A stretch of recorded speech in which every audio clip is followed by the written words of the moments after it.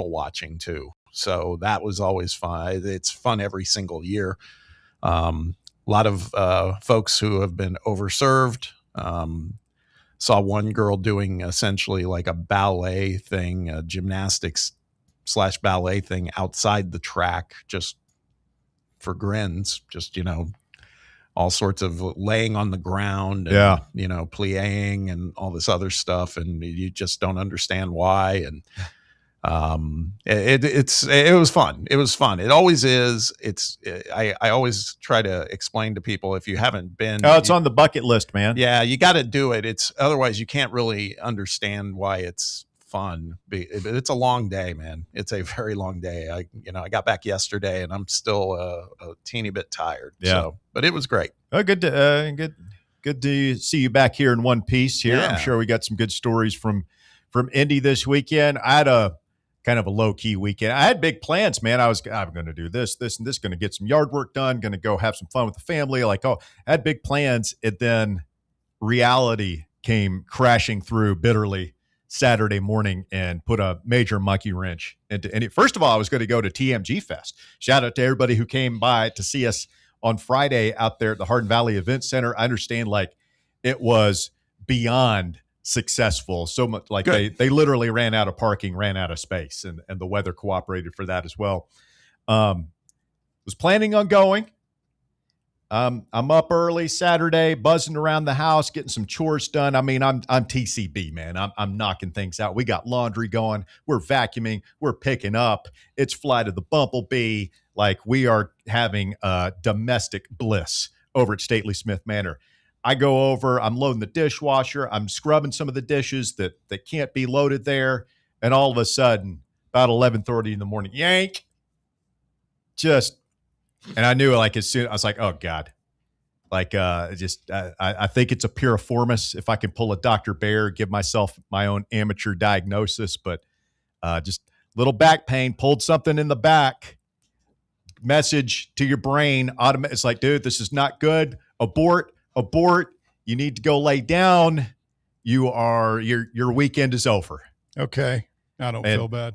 And I'm over there. And so I spent a lot of time just laying around, popping some prescription med, the meloxicam, got the prescription strength anti-inflammatories, because the doctors can't prescribe those of us who can handle our drugs. The hydrocodone and the Percocet and the things that you used to get, back in the day. All you pillheads out there ruined it for the rest of us. Told you, man, they've ruined drugs. Now I go to the doctor. I'm like, will this get me high, doc? It's like, no. That's your first mistake. Never ask him that. This ain't going to get you high. But I stepped off a curb and pulled mine last night. Oh, really? Yeah. Are you hobbled? I was hobbled, man. I couldn't do anything Saturday, Sunday until the anti-inflammatories ran their course. I was pretty laid up. No, I'm actually feeling pretty good. I had to lay on a heating pad. Yeah. I straight legged it. You ever done that? Where you accidentally straight leg and it jams your back up? No, I know how to walk. I'm an adult. Oh, shut up. But yeah, so I've been dealing with that. But I got to hang out at home and watch a lot of sports, a lot of baseball, a lot of hoops, a lot of getting into this hockey has been fun. The Knights going for the sweep tonight over the poor Avalanche, man. They're just all beat up. But got to watch a lot of that. And ready for this baseball, man. Baseball Vols. Yeah. Headed to North Carolina. I don't love it, to be honest. Well, I was looking at Basilio's blog, and do you realize, of the 8 regionals, he did the average RPI, and all the regionals is 60, 69, 70, somewhere around there. The average RPI for our regional, 39.25. So that includes VCU and ECU. Yeah, and us in North Carolina, obviously. So this is the toughest regional, according to the analytics, by far. We kind of got screwed on the toughness there. But on the other hand, we don't have to have our guys go sit with no dugout, no locker room in Hattiesburg, which is nice. So we got that going for us, which is good. True. I was hopeful we might end up like we talked about it last week, Morgantown or Kansas or something like that. That would have been nice, but here we are. Got to go play now. Just see what we can do. I say bring it on, man. Yeah. I say bring it on. ECU on Friday. You got to win Friday, obviously. I think it all starts there, and we'll get into the, who should we pitch first and all that stuff. But got to win Friday and stay out of that losers bracket. I think if we go into the losers bracket first thing, stick a fork in us. We're done. Just not enough pitching to claw our way out at this point. I mean, is anybody? I know Elander speaks with the media tomorrow. Is anybody expecting Landon Mack to pitch this weekend? I don't. I don't either. I think he's probably done. So whoever it is who starts this Friday night game or Friday afternoon game against Eastern Carolina, like we got to win, which kind of leans me towards thinking that maybe we just go ahead and throw Tegan Kuntz then. But that'll be a decision that the guy who gets paid the big bucks, Josh Elander, has to make. What do we think about Reese Chapman? It's a good question. I'm sure that he'll be addressed. I'm kind of penciling him in. I think so too. I think so too. I think he'll have that big cage on his face, like Stone Lawless was wearing for a little bit. But that's what's going to be interesting when he's playing the field, though. Because Stone was a catcher, so he had to wear something at bat. And I think playing right field, you're fine. Yeah, just wearing your hat. You're not going to get hit in the face all the way out there. Have my head on a swivel, though, when I'm walking around during BP. Yeah. Good night. Yeah. It's rough. I'll tell you what else is rough. Our buddy Greg Sankey's job this week down there in Destin. I mean, he tried to pull the Kevin Bacon and Animal House all is well routine last night down there as they kicked that thing off. But I don't think anybody's buying it. And the way the media is covering this thing, like if you're following Ross Dellinger or Brett McMurphy's been all over it, Pete Thamel, it's like you get some coach or athletics director saying something that contradicts what another coach or athletics director said half an hour prior. Is just like this cycle that's ongoing. I mean, whoever is managing the messaging for the SEC down there this week, not earning their paycheck. Well, no. I mean, seeing some of the stuff, we'll talk at greater length about it during the show, but some of the stuff like Kirby Smart saying, I got to believe that there's, comms people with the conference who are like, wait, what are you doing, man? You got a lot of coaches they're great coaches. There's some big egos too. Yeah. And they're going to say what they want to say, I'm afraid. And we're already, and they are. Yeah. We're seeing it. And it's only the first day. So probably only more of this stuff to come, but we'll talk about that. NBA playoffs. We had a combined no-hitter thrown in Major League Baseball last night. The Bananas rocked Neyland Stadium on Saturday. Speaking of the weather lucking up. Yeah. They get that one in. Glad they did, though. I heard a lot of people had a lot of fun out there. So a lot to get to here this afternoon. 865-966-3435. Your phone number to get on the show, 966-3435. It's Fan Run Radio, and we're back with more right after this. The Drive. 105.7 FM, 1340 AM. Online at fanrunradio.com and streaming on the free Fan Run Radio app. This is Fan Run Radio, Knoxville. What kind of day is it? It's a White Claw day. Grab a pack,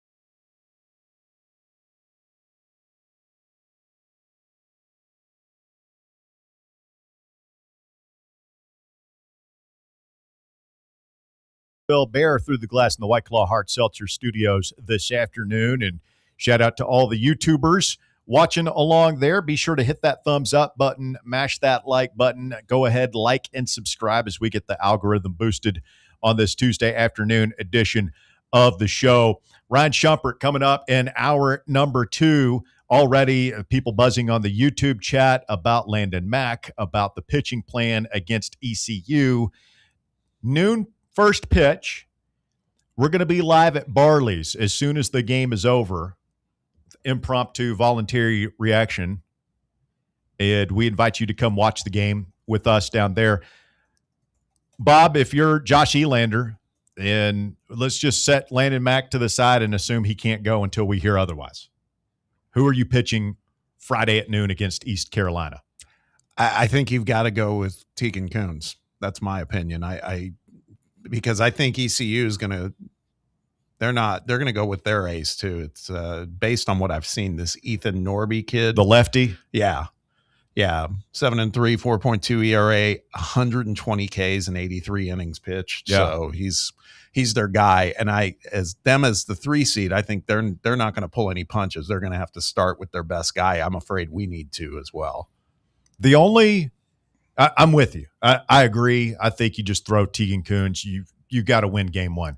The only argument I've heard against that is that potentially Blanco potentially is in a better position to pitch twice the way Liam Doyle did last year. Remember, he pitched the Friday game.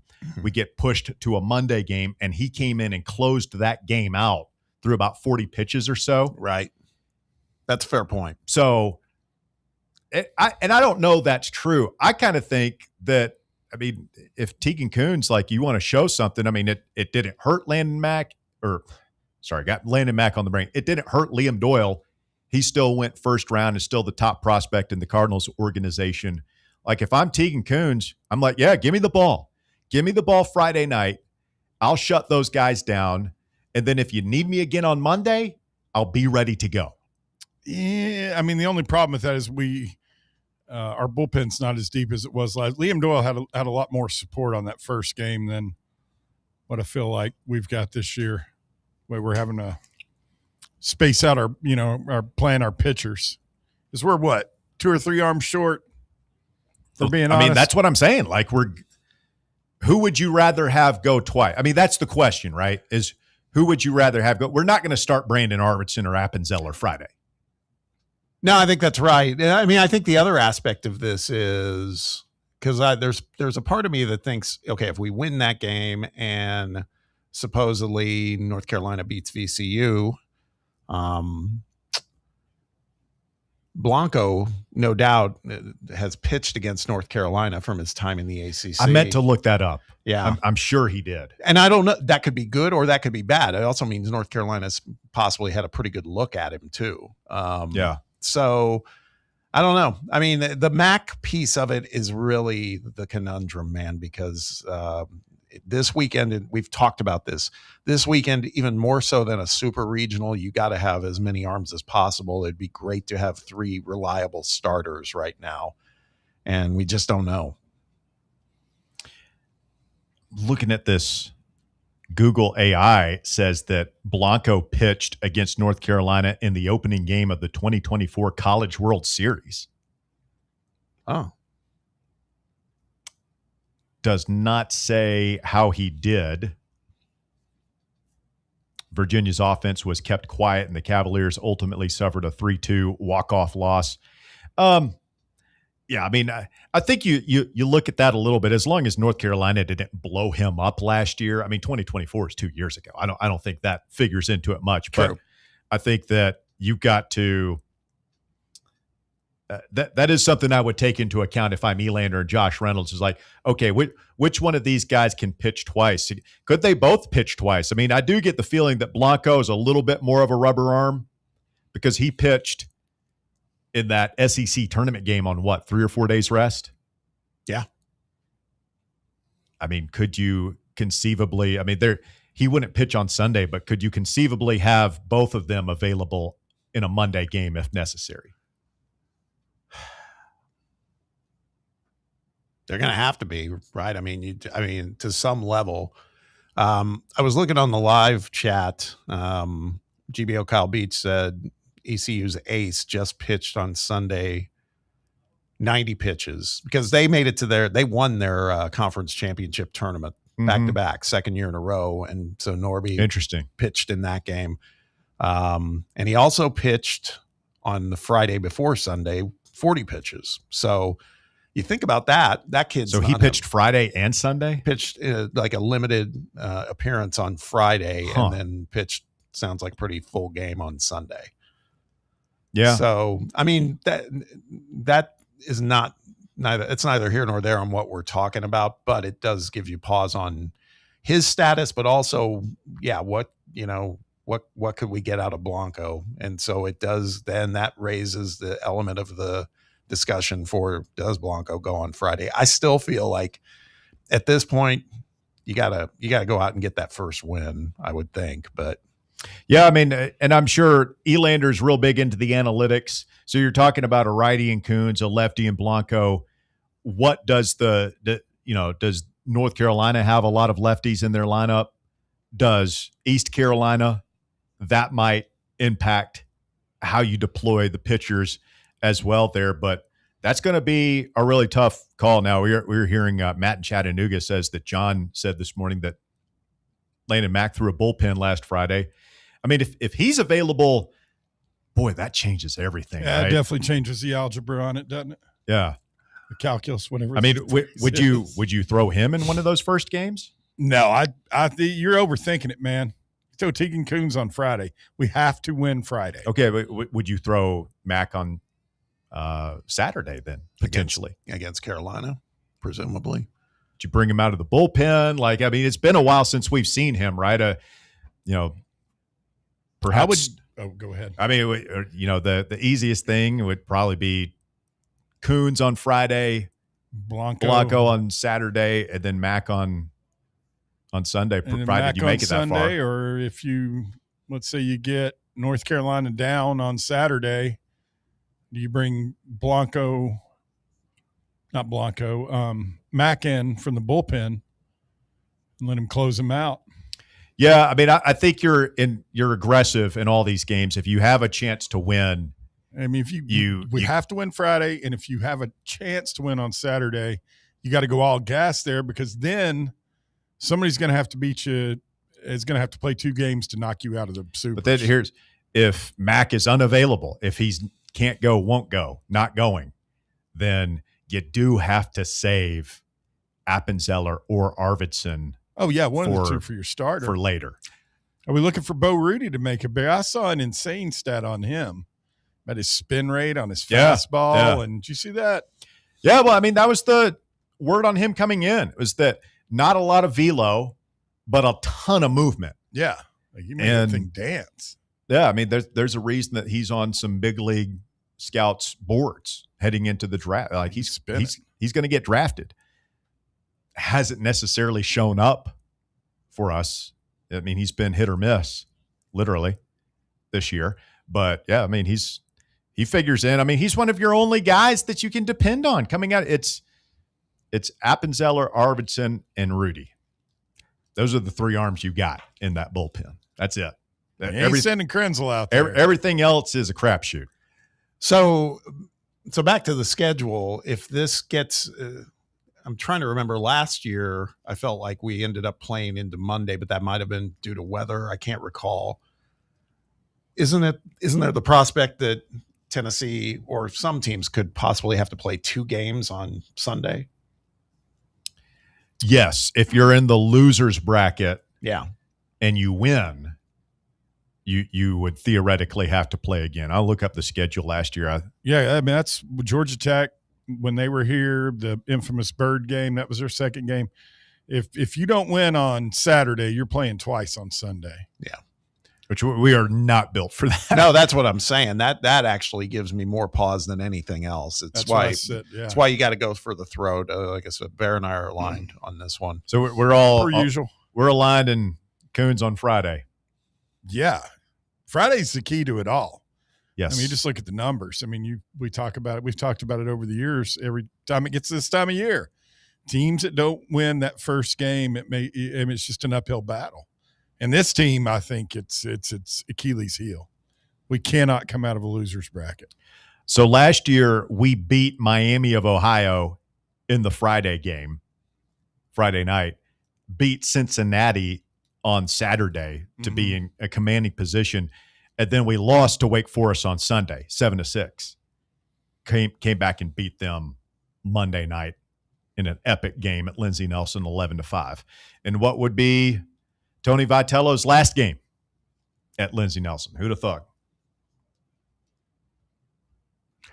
We're going supers last year. Here's another thing to think about. Arkansas. Oh, that's right. If I can be devil's advocate, and Matt in chat put it out there too. Say you do go with Blanco, because I was just looking at ECU's offensive statistics. I mean, they don't have a single guy with double-digit home runs. They have hit 56 home runs on the season we've doubled them up. We're at 111, 112 home runs. They do have a batting average as a team of near 300. So there's a way that they get their runs and everything, but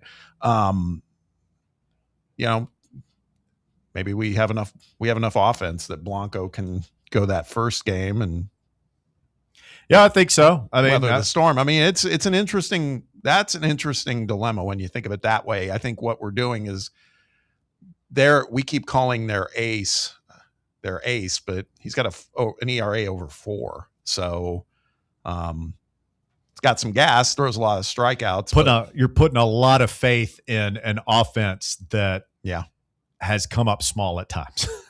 Yeah. I mean, the worst case scenario is like you do that, and Blanco is okay. Mm-hmm. He gives up 4 or 5 runs in 6 or 7 innings, and your offense is just can't get out of the mud, right? And it's 5-2, and you're behind, and it's late in the ball game, and now you're, oh my God, who do we bring out of the pen when Blanco falters? And then you're just relying on. If I'm Elander, that's the situation I don't want to have. Mm-hmm. If I throw Coons Friday night and he gets rocked, I mean, okay, like I don't think anybody's going to second guess him seriously. But if you try and get cute and you don't throw your ace, then I think there'll be a lot of people who'll be like, "Hey man, Josh, what are you doing?" You overthought it. Kid Huddy said, look at what Blanco did against Kentucky. Those numbers are comparable to them. 10 home runs rather in the past 5 starts. Guys throwing up meatballs. God, this is where Elander's going to make his money, man. This is a big decision. Yeah, because I do think there's the theory, the way Blanco's been thrown, North Carolina would be probably better built to just rock him. The Carolina. I was looking. But they're pitching heavy too. Like they haven't hit a ton of home runs. Yeah. I'm telling you, man. I've been very optimistic about this team all year long. I feel like most people say, "Oh, Russell, you're this cynical, pessimistic negaval." Not most people. Sometimes I get that, but I just think this team has a lot of potential, man. And we've seen that flash at times. We've seen it more than flash at times, but we've also seen it, not show up at all. If I'm North Carolina, I'm wanting no part of Tegan Coons on Saturday. I think you're kind of misrepresenting where you were at different points in the year, but how so?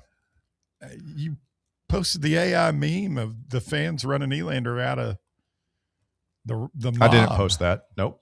Didn't happen. Not a thing. Shared it. Nope. You didn't repost that? Nope. That wasn't you. No. I showed it. Somebody sent me that thing. I sent you guys in a text. I did not post that. I felt like you were pretty far out on him at one point. We all were. Let's be honest. No. Yes, please be honest. Stop saying things that are not true like that. I did not post any meme about Elander. I never called for his head. I was very much frustrated because I thought this team, we have Shumpert on every Tuesday, right? Yeah. And his position pretty much has been, this team isn't that good. Like they just, they don't, their talent doesn't stack up. And I've been looking at it like, I don't know, man. Like I feel like, the lineup has fewer holes in it. Like we might not have the top end hitting that the 2024 team has, but I feel like the worst hitters in our lineup this year are probably better than the worst hitters in that lineup that won the national championship. And we had 3 solid ass starters. The bullpen, yes, was a weakness, but I've been like, you should have won 2 out of 3 against Georgia. You're a couple inches away there. You should have won LSU. Like I feel like my vision of this team is a lot higher than a lot of the fans that we talk to vision of this team, which is why I have a lot of confidence going into this week. I kind of think we find our way out of this thing, man. And I've been saying it all along. I know it's become popular now. I hear other people say it, but this team is better built to win a super regional than they are a regional. If we claw our way out of Chapel Hill, we're going to Omaha.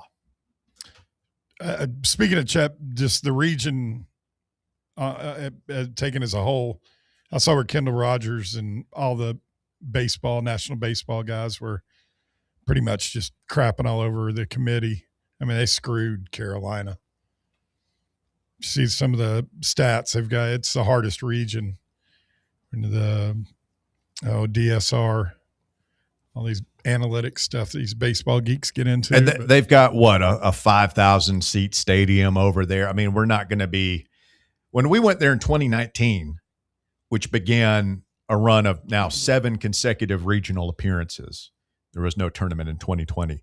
Felt like the moment was a little bit too big for our guys.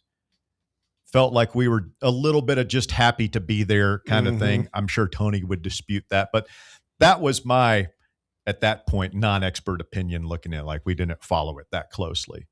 I don't think that's the case this year. I think you've got a lot of guys on this team who were on last year's team that went to a super regional. You've got 1 or 2 that were on the 2024 title team. But all the others that just came here this year or just now playing came here with an expectation to be here, right? That was not the case in 2019. I don't think people are going to go in wide-eyed and, oh, my God, this is a nice ballpark. And look, there's the ESPN cameras. This is what you come to Tennessee for, to be in these types of moments. And, heck, there's a part of you that's kind of pissed off because you're not playing at home, right? So – yeah, I kind of like our chances this weekend, but again, it all comes down to game 1. Can you get in the winner's bracket right away? We'll go ahead and take a quick timeout. When we continue, the SEC spring meetings are underway in Destin, and Greg Sankey already having trouble herding cats down there. Is it going to be a 12-team playoff? Is it going to be a 24? Is the 16-team playoff dead? We'll get into some of that and what the coaches and ADs are saying down there. When we continue, it's Fan Run Radio. The drive continues right after this. The Drive. East Tennessee Sports Authority. This is Fan Run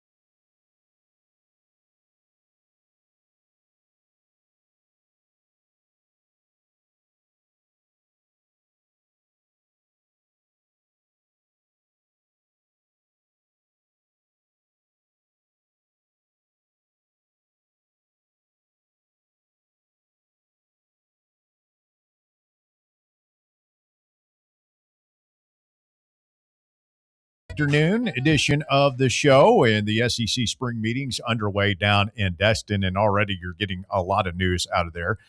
First of all, Steve Sarkisian has said that the basket weaving comments he had were, quote, a poor choice of words. You think? So he's walked that one Stevie, back a little baby. bit. I'm sorry. An apology there. Sorry. He's walking that back. There was some talk that would the SEC consider sanctioning or not sanctioning, but reprimanding Lane Kiffin for his remarks, because there are like bylaws in the SEC that say you can't talk junk. Can't talk junk about other coaches, other schools. I mean, if anybody would, run afoul of that rule, it would be Kiffin. I'm just sick of talking about that guy. I don't know that an official reprimand, like, You think that's going to phase that guy? send him a strongly worded letter. Yeah. If this happens again, young man, Yeah. we're going to have a serious talking to. Take away your car. Take away Coach O for a couple of weeks. Yeah. No Wendy's Frosties for you. Brett McMurphy said they pulled 14 of the athletics directors in the SEC. I guess 2 did not respond, but they were all in favor of expanding the college football playoff. Didn't necessarily say between 16 and 24, but they want to expand.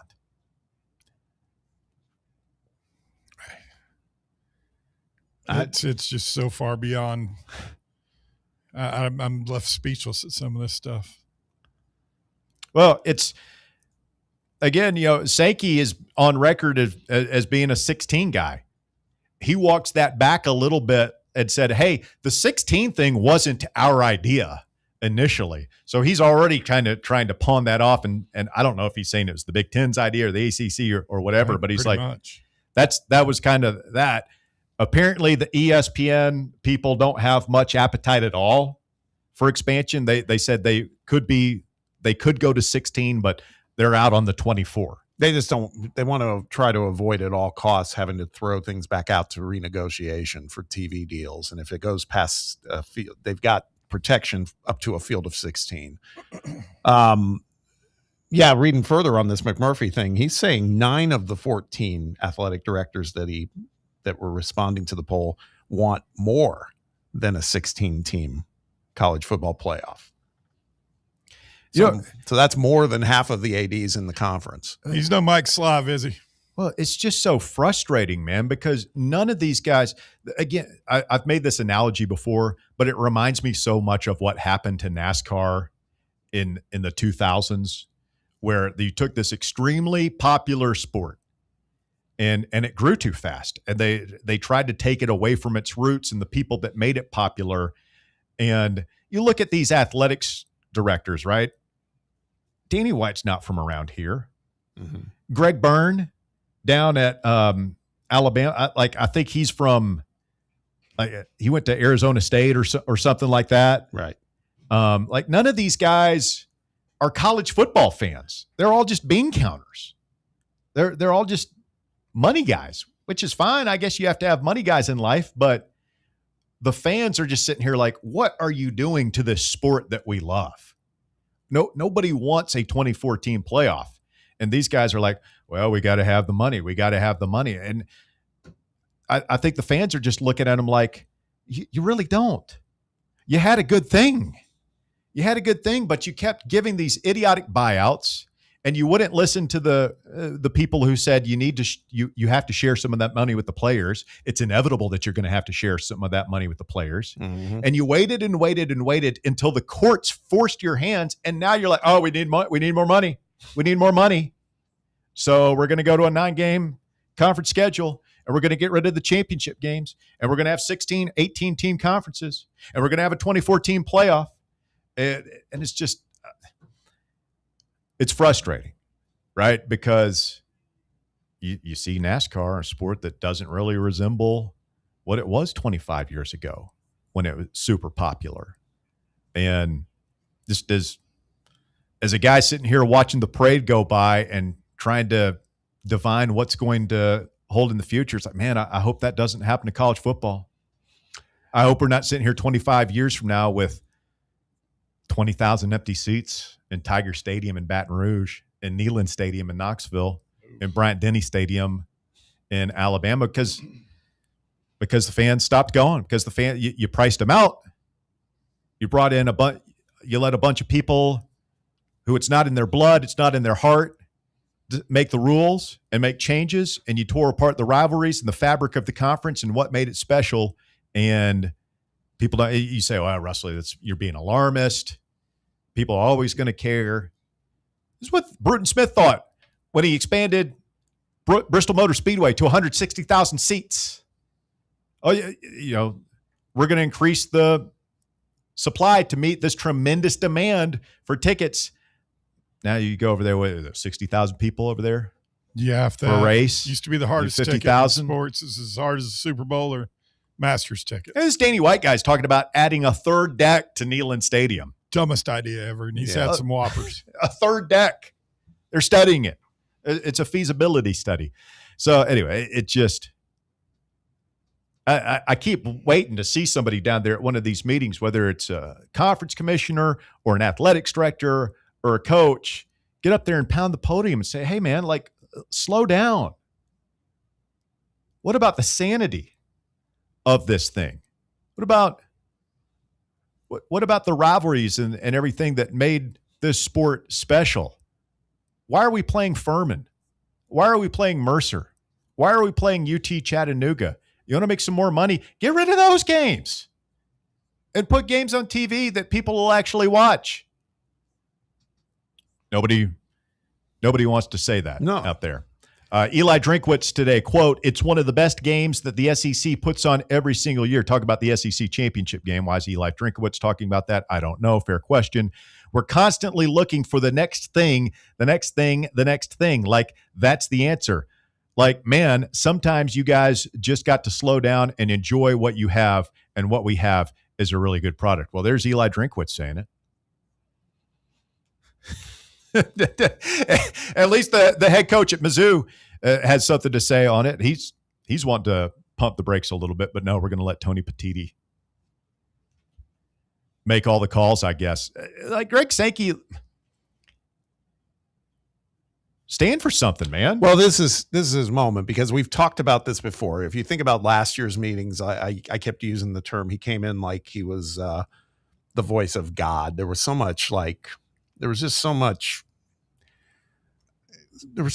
ego in everything he talked about. And it's like there's a year that has passed, and there's been a lot of activity that has gone on. And Petitti's coming in, and it's like, dude, you're not playing the hand you were 5 years ago. No, exactly. I just think that I'm really interested to imagine what are we going to hear this week from Sankey, because if it's just a bunch of rhetoric, everybody's going to be able to sniff that out immediately. It's like, I think that's what we're hearing. And he's already said, "Hey, there aren't going to be any decisions made." Like he was saying, like, we don't, I think he said, we're not even going to discuss the playoff. It's like, you're not going to discuss the playoff. Yeah. Okay. Well, guess who is discussing it? Everybody else. That's right. So if you're not going to talk about it, somebody's going to fill that vacuum there's a phrase in leading from behind. It's like, dude, you don't have all the power you had anymore. And he's always been a slow play guy. Yeah. Well, we want to get more information. We want to gather all the facts first before we take any sort of stand on anything. And it just feels like everybody else is running by him right now. And now you've got 16 coaches and athletics directors all saying their own piece out there. It's really remarkable, man, how buttoned up everything used to be in the SEC. Yeah, you might have crazy Lane Kiffin, but he might step out of line every now and then. But, he'd jerk the chain and get back in line. And now you've got it seems like a free-for-all in terms of opinion and where this thing ought to go. I mean, that's a great point, too, because we talk about him saying, well, nothing will be decided upon. And it's like, okay, the playoffs are obviously playoff field size, all that stuff. That's going to be top of mind, whether he believes that or not. The other thing is, I don't doubt for a second that there's going to be questions asked of him about what you just said, too. It's like, the Lane Kiffin Vanity Fair thing, there's a lot of chatter out there of that some of that stuff could be penalty worthy for some of the stuff he said. What will Sankey do with that? I mean, it's like he's going to get asked these kind of questions, and I just wonder if he's going to have any candor, any transparency, or is he just going to do a bunch of commissioner speak like he's done in the past, which is very, very frustrating. Just the absurdity of that phrase, the Lane Kiffin Vanity Fair. Yeah. I'm thinking back. Could you imagine like the Johnny Majors Vanity Fair? Well, the problem there is Kiffin has no filter, and he's just going to – but it does sound like the Ole Miss people, their athletics director, Keith Carter, went to the SEC quietly behind the scenes and said, hey, what he did violates SEC bylaws. What are you going to do about it? And Sankey's not going to do anything, but Kiffin will just throw it out there. Yeah. The Ole Miss folks are trying to play by the rules and handle things in, behind the scenes and not let it play out publicly. And Lane's just playing by his own rules. No, it's like a kid, man. Kids test the waters of their parents and everything else back, when they're young and kind of, a little more naive. They wait till they get in trouble, and it's almost like Lane is doing some of that. Better to ask forgiveness than permission. Correct. So that's where we are down there. The SEC spring meetings underway, and I tell you what, man, it's going to be interesting. You got Kirby Smart out there already floating that, hey, man, maybe we just break away and do our own thing. Okay. Sure thing, buddy. And he might be right. But it doesn't seem like they are all on the same page. Big Ten's all on the same page. They want the 2014 playoff. They want X number of automatic qualifiers. They know and they've got more schools than the SEC. They've got 18, and they're all on the same page. It just seems like we've got folks out there, pushing every which way. Another thing Kirby said, apparently, and I quote, "My biggest concern for our sport is we're going to ruin all the other sports." And it's like, I can't help but think that's it's half true. You are going to ruin all the other sports. I don't believe that's your biggest concern. Yeah, I don't think you care. Quick time out. Hour number 2 of The Drive coming up. It's Fan Run Radio.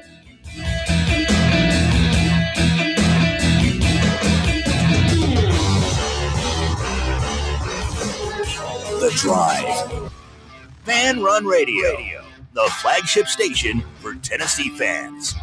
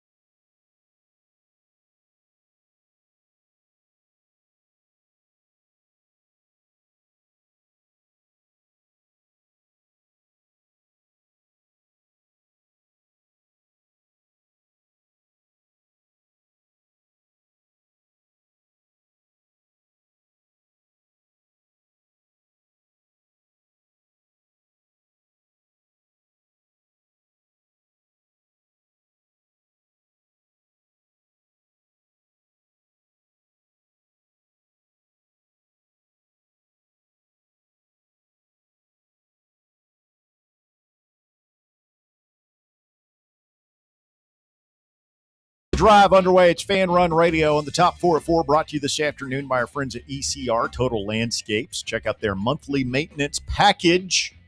A lot of rain over the weekend. All of a sudden, that grass is growing again. Maybe you got some weeds in the flower beds need to come out. ECR can help you out. Check out ECRTotalLandscapes.com. Number one, Texas coach Steve Sarkisian said the SEC didn't punish him over his recent comments about basket weaving and the requirements to get a degree from Ole Miss. Sark conceded, however, that it was, quote, a poor choice of words. Yeah, maybe. Sounds like somebody talked to him. Yes, I think so. Between that and then Like his boss. I mean, so he was equal opportunity. He did it to SEC brethren, Big 12 brethren, because he also called out Texas Tech. And I mean, he was feeling himself for a little while. Do you think that maybe his star quarterback says, hey, coach, you know, my grandfather, my uncle went to Ole Miss. It's kind of an important institution in our family that you're denigrating there? His dad went there too. His dad, grandfather, and uncle. Yeah. Coop was a rebel. Spent a lot of time there.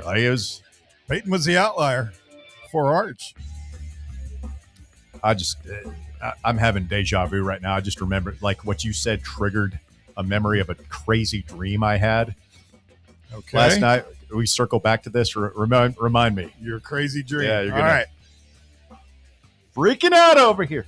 Number two, Kirby Smart at SEC spring meetings down in Destin, also making news. According to a report from On3 Sports, Kirby says he's not afraid to break away from the NCAA and have the SEC stand alone. Quote, I've said this for a long time to our president. I've been a huge advocate that if we can't find rules that everybody plays by, then we should play on our own. I'm not afraid of that. I'm not afraid to break away and say that our conference is strong enough to go out and play. We don't have enough teams, Bob. I don't think that'll stop them if that's what they get hell-bent on doing. You take a few teams with you, right? On your way out the door, you take a Florida State, Miami, Clemson, North Carolina, and all of a sudden you got 20 teams.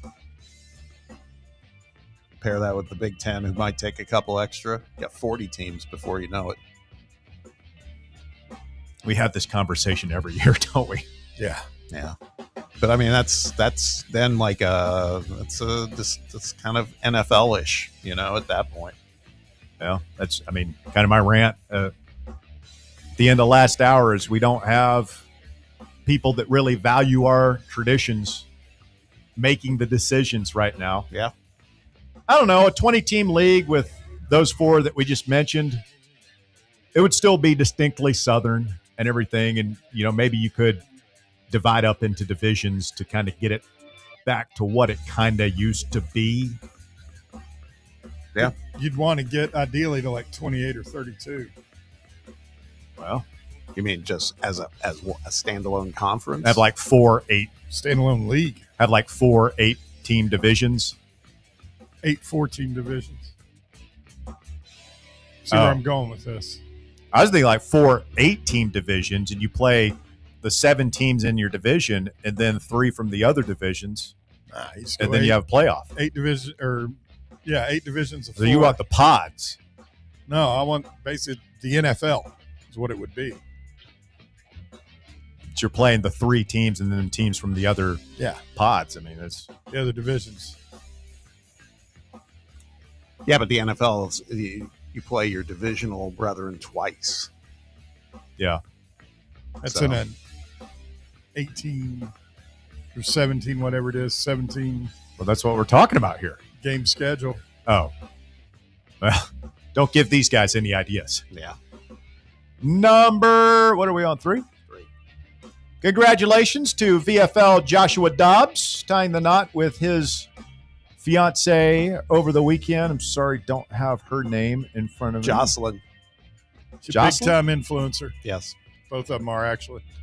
Photo posted by VFL Josh Smith showed a bunch of VFLs surrounding Mr. Dobbs on his happy day, including Trey Smith, Jalen Reeves-Maben, Todd Kelly Jr., John F. Kelly, Khalil McKenzie's there, Kurt Majit, Josh Malone, Too Majit to quit. Marquez North, Cortez Sapp, Dylan Bates, Jason Kroom, Brett Kendrick, and Be kind. No. But one Lyle Allen Jones. It's critical. Right in the middle of the picture, too. Not on the edge. I mean, like front. And you would have thought it was his wedding. It looks like it's his picture. you think he's got his Absolutely 3-inch lifts in there? ridiculous. His girdle on? If you didn't know whose wedding this is, Bob, who would you say? You would think it was Butch. I promise you, if Dobbs had taken the bow tie entirely off, he untied it. But if he had taken it off and just had the open collar shirt, yes, it would have looked like it could have been Butch's. You think the bow tie gives him away as the groom? I think so. That botch is kind of old. He's showing more of his chest. Not to get too much into picture composition here, but he does stand out a little bit. But yeah, you get the feeling that as the picture was being taken, that Butch was like, hold on. Yeah. Let me get up here and let me get up next to my guy. Need a little gap integrity where I'm being placed. That's inexcusable. And we've probably talked about the Kelsey's telling the story. They didn't name him, but everybody knows it's Butch. About him raging out on some high school recruit in a halftime. Oh, yeah. So many Classic. great Butch Jones stories. Maybe we'll do that when we have like a day to kill. If there's not much going Tell on me in a the story. summer, just do like Butch stories. You know, Got quite a few of them. Finally, number 4, the NBA playoffs continue tonight. But the Knicks, man, punching their ticket. God, You I guys see hate how much the the tickets are? I love it, man. I hope the Knicks win. I'm pulling for the Knicks. Whoever wins this next series. No? Can't go there? No. Just as a Pacer fan, just too many bad memories. No. I mean, we own them this year. We would have too, but our best guy got hurt. But no, I just think they're like so.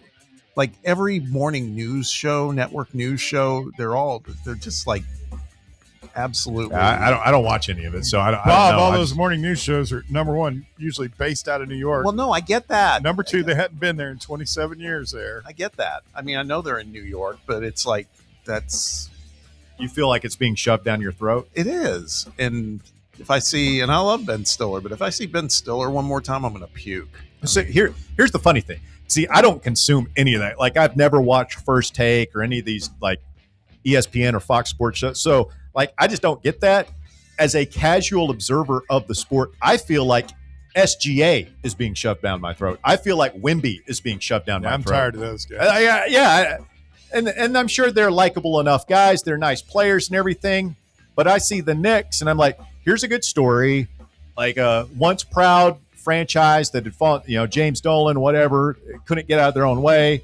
And now they've got Mario Brunson, who I find highly likable. Like, he's undersized, underdrafted, all that stuff. And he's put that entire team on his shoulders. I hope they kick the crap out of these prepackaged, ready-made stars from OKC and San Antonio. I think Brunson's a great player, but I feel like he's the East Coast version of SGA.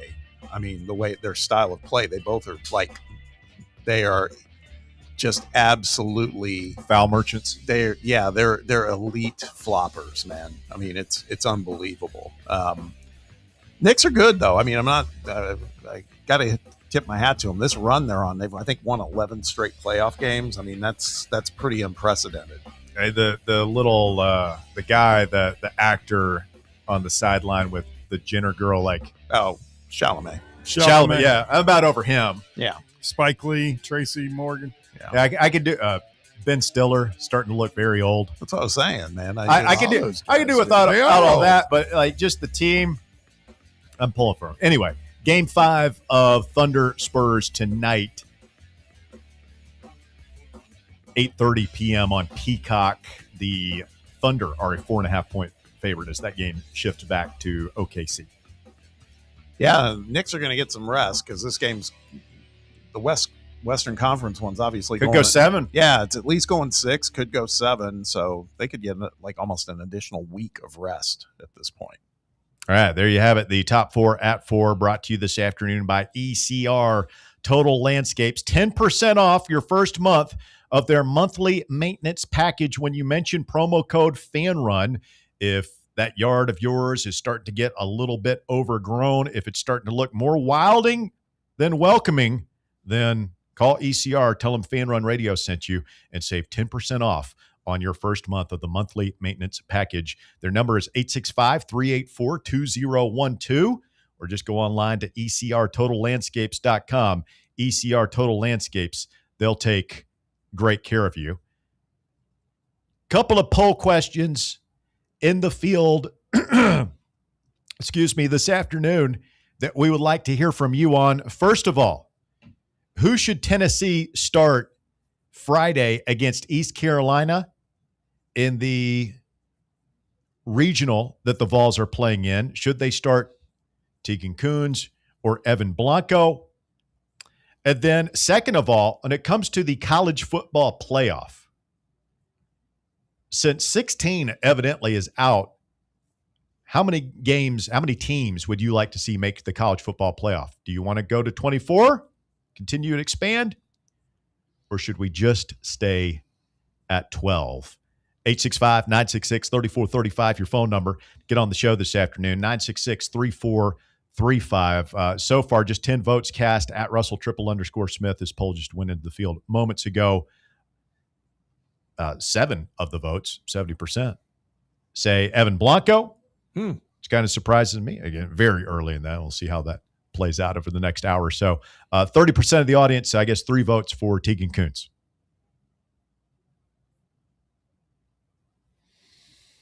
I mean, we'll see. Check back in with that one. I wonder where it'll be here in a couple of hours. Let's get a lot more people weighing in on it. I'm not coming off of Kuhns starting Friday, though.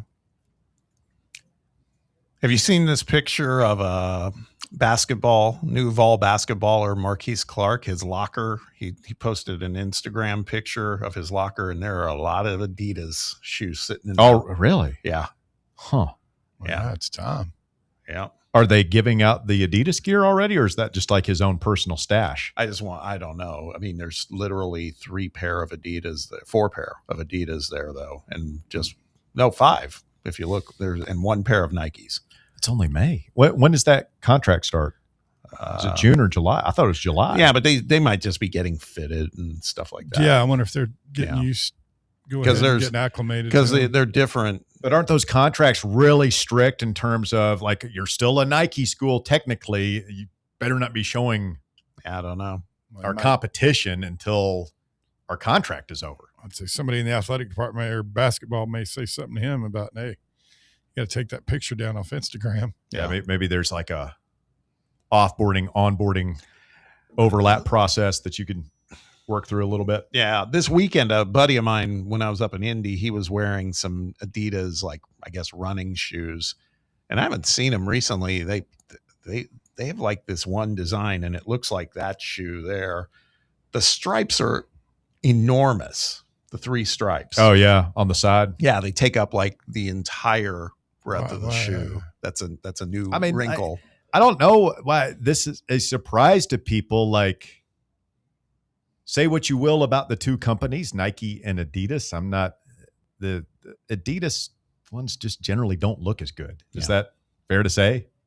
Like they're just more gaudy. Like those stripes are a lot more noticeable than the swoosh to me. Yeah, as far as shoes go, I'd tend to agree. I still am not too hung up on the uniform looks. I think they're going to be fine as long as Tennessee can still control the design. I think that's not going to be a thing. But yeah, but I can picture the cleats they're wearing and stuff for football are going to be those ones with the big old. It's going to be a stripes different. on. Like, you're going to notice it. Yeah.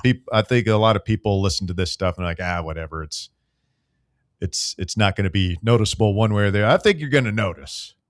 I think it's going to look different.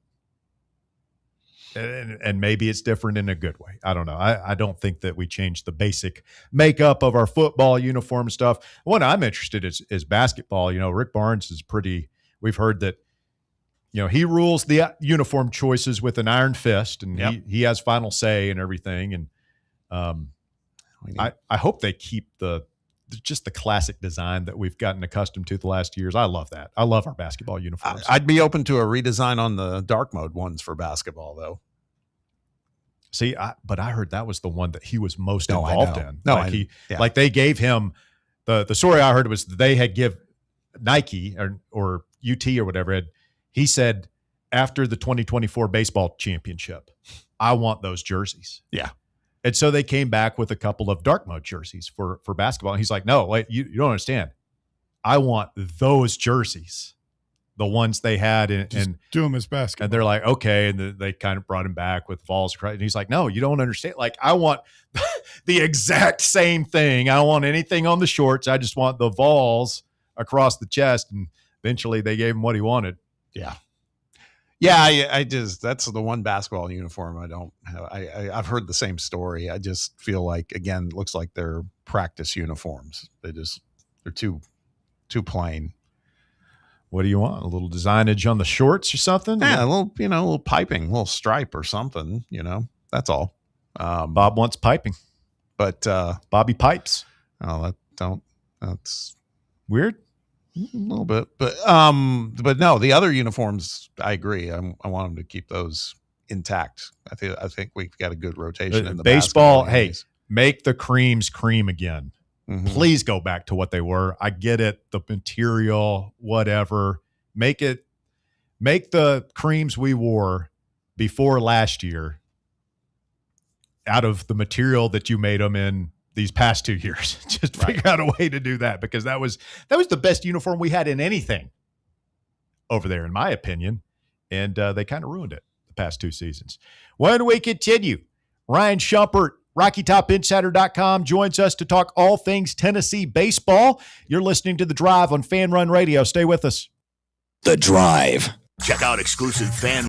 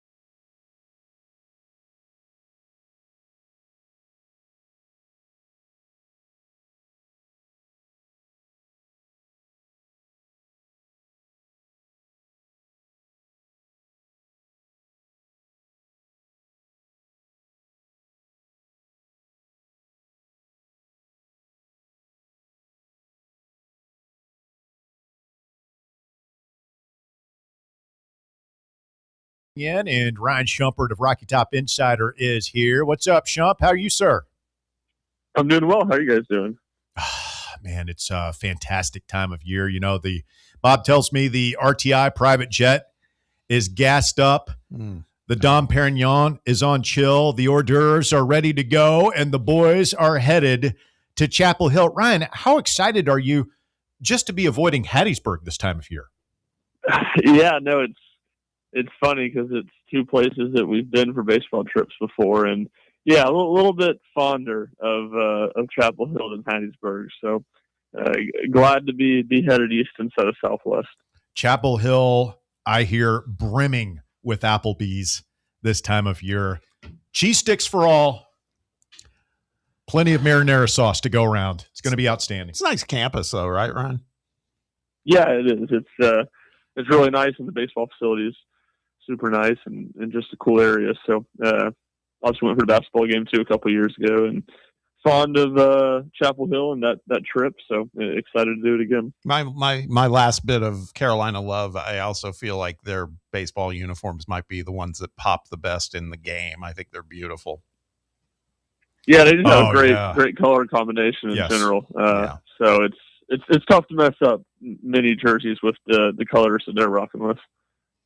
Ryan, a lot of talk about the regional and how it all played out. I mean, this was one of the places that we kept hearing, you know, that Tennessee was likely to go, with Hattiesburg being the other one. It ends up being Chapel Hill.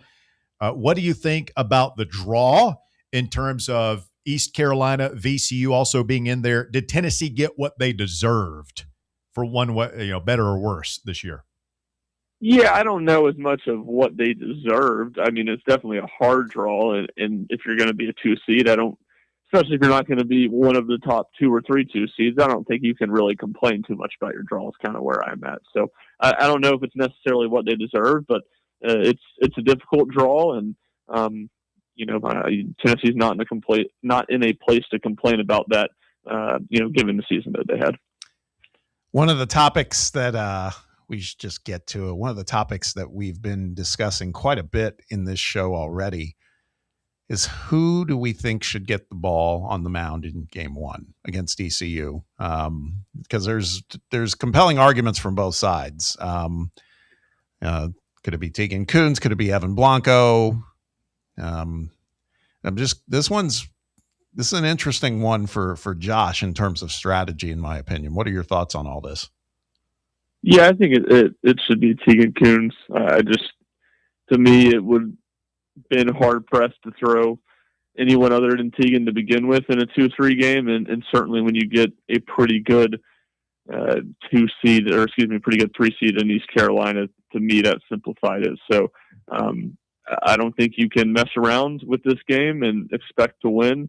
I think you have to go out there and put your best foot forward, and certainly Tegan Kuntz does just that. Ryan, do you think Tegan could pitch twice a la Liam Doyle last year? If this series were to go to Monday, do you think that he could come in and pitch? Let's assume that he throws his normal 80 to 100 pitches on Friday. Do you think he would be available again on Monday? Yeah, I kind of doubt it. You never say never, but I think Liam Doyle was much more the exception than the norm to that role, especially with guys that project to be first-round draft picks, and Tegan Kuntz is in that boat right now. So it would surprise me if we saw, even if it didn't go to Monday, it would surprise me if we saw Tegan Kuntz throw twice this weekend. Well, I mean, does that figure into the thinking any? Because, Blanco pitched on short rest in the tournament. It didn't go great, but he pitched on 3 or 4 days rest last week. Do you consider that at all in the calculus if you're Josh Elander? It's like, hey, I don't have much of a bullpen.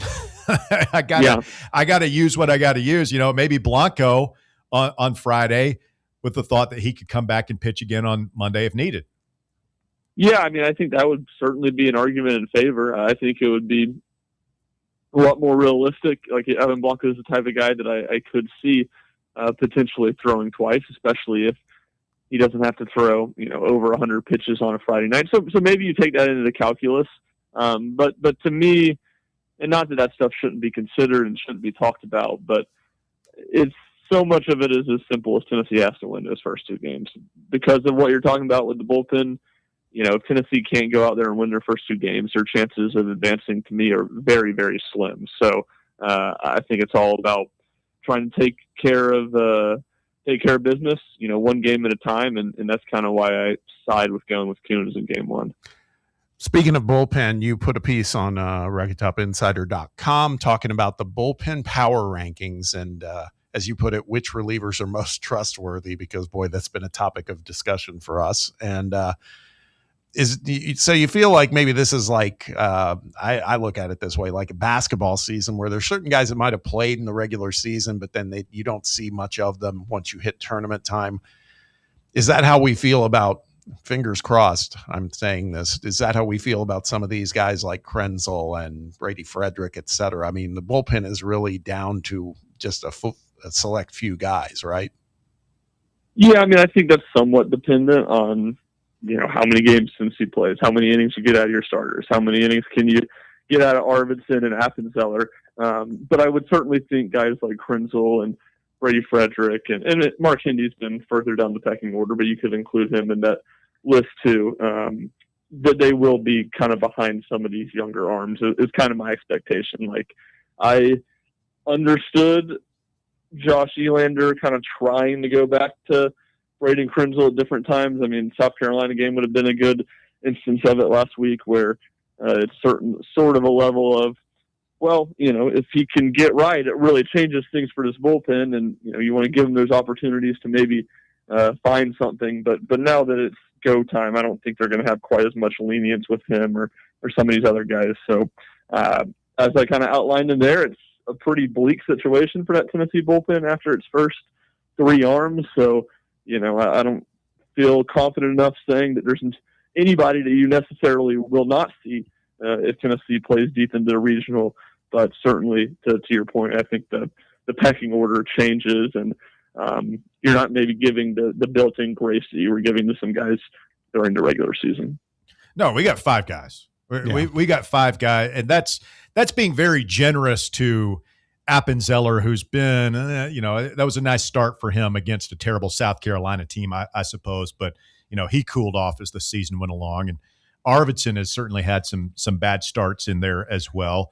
But, I mean, you've got Coons, Blanco, Arvidsson, Appenzeller, and Rudy. You have five guys that you can depend on right now. The one name we haven't talked about today, Ryan, is Landon Mack. I would assume that'll be one of the first questions Elander's asked at his media availability tomorrow. What's your gut tell you on, I think I asked you this last week, just, is he going to be available again? Yeah, I mean, my gut would be that I think he will try to throw this weekend. I don't know what capacity that's in. I mean, at this point, it's been, 3.5 weeks? Yeah, almost a month. Since he's thrown. So I don't know, even if he can go. I mean, I'm sure he will have thrown a bullpen before pitching in a game. But if he can go, I don't know. That means he's going to be ready to throw 85, 100 pitches. I don't know, if he's going to be able to push it much at all or how effective he's going to be. Maybe we'll get to the press conference tomorrow and Josh Elander will say, all right, last week he's not feeling any tightness or soreness in his arm, and, he's feeling back to normal and all is good and dandy going into the postseason. My cynical mind that, is a little bit skeptical to that, but I tend to think he's going to try to give it a go, and, we'll see what Josh Elander says tomorrow. Thinking about East Carolina, getting back to the team that's front and center for this team. I'm trying to see what their strength is. We talked about this earlier. I feel like when our offense is dialed in, it's kind of a no contest thing, right? I mean, we've hit twice as many home runs as they have, much more productive from the standpoint of scoring runs. But all that to say, I mean, they've won their conference 2 consecutive seasons in terms of the conference tournament. And, they have a team batting average near 300. I mean, tell me what concerns you if you're thinking about East Carolina right now. Well, I think to me their biggest strength is their pitching depth, kind of the opposite of Tennessee. So, I think when you look at it from a game one standpoint, not a bad matchup. They have good pitchers, not some not any true shutdown ace on that staff. So and like you said, the offense is solid, but it's not anything that strikes a ton of fear into you. So to me, I think it's a pretty good matchup for the first game. But let's fast forward to Sunday. Let's say Tennessee wins on Friday night, loses to North Carolina.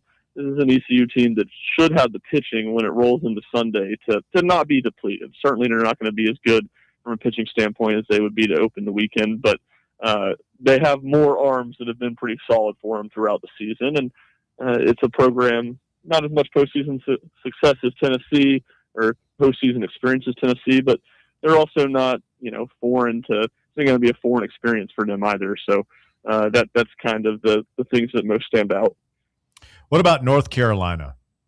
When you look at them, obviously they have been one of the top, 5 or 6 teams in the country for many weeks. What makes the Tar Heels tick?